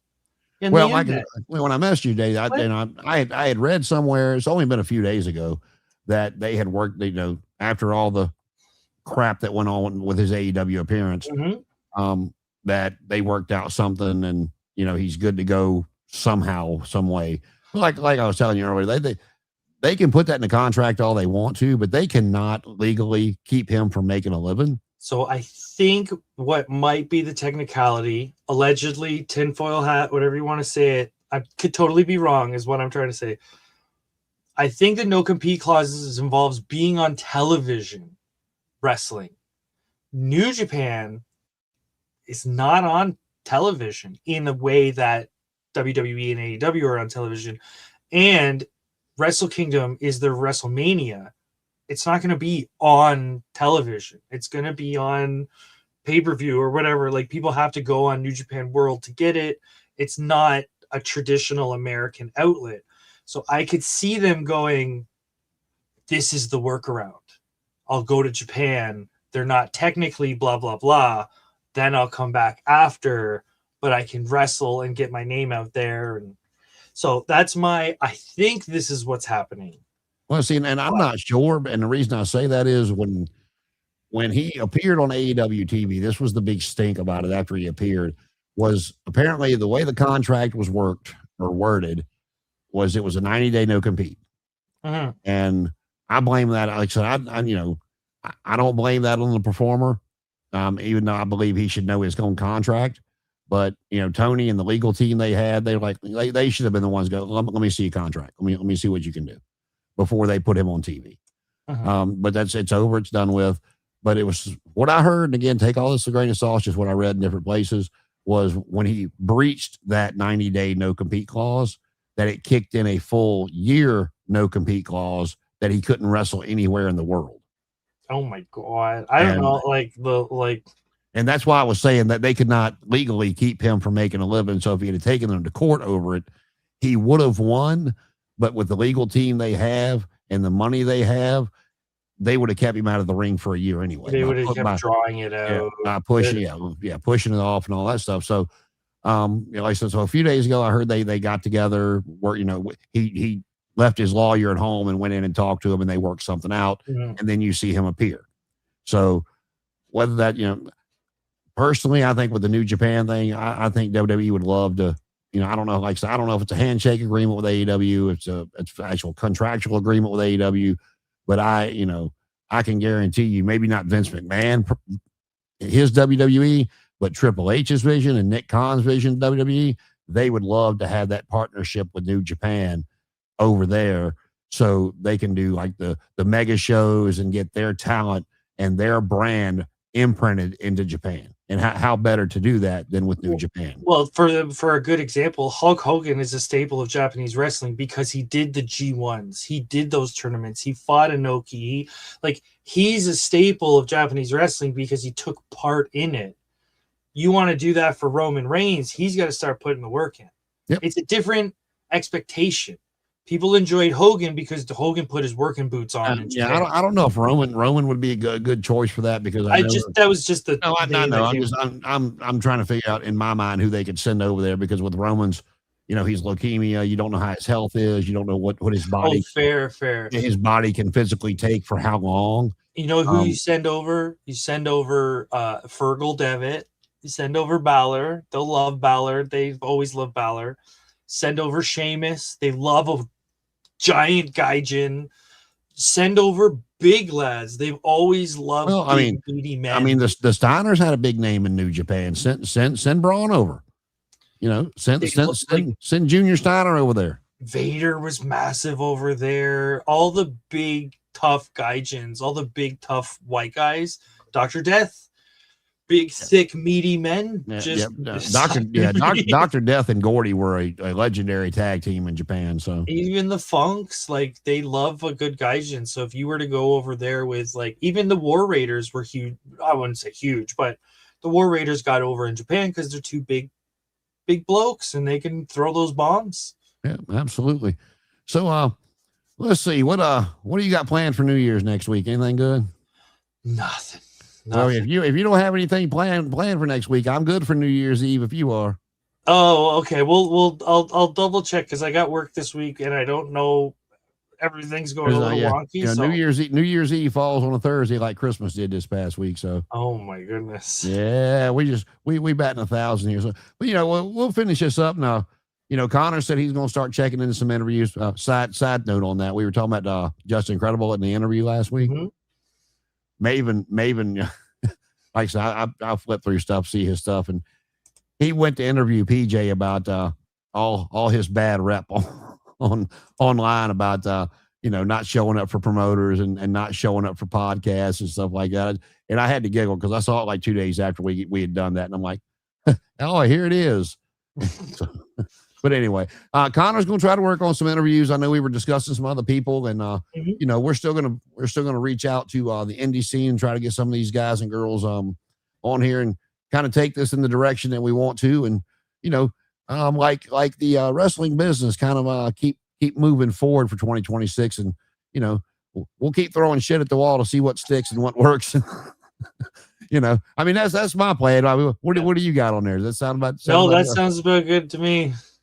Well, I hope you and yours had a very Merry Christmas, and everybody out there in watching land, I hope you did as well. And it's amateur night on New Year's Eve, so I know I'll be here. So if he's there, we'll be here. If not, we'll tell you what day we'll be here to bring in 2026. And we still got to get together and watch that and watch some of the last New Japan pay-per-view we were talking about. That is going to be January 4th. So I'm sure we can find a day in the week to get together. Absolutely. So we'll look at that and plan it. And you got anything else before we head out of here? I'm tired. It's been hold on, man. Let me get this up here before I there it is.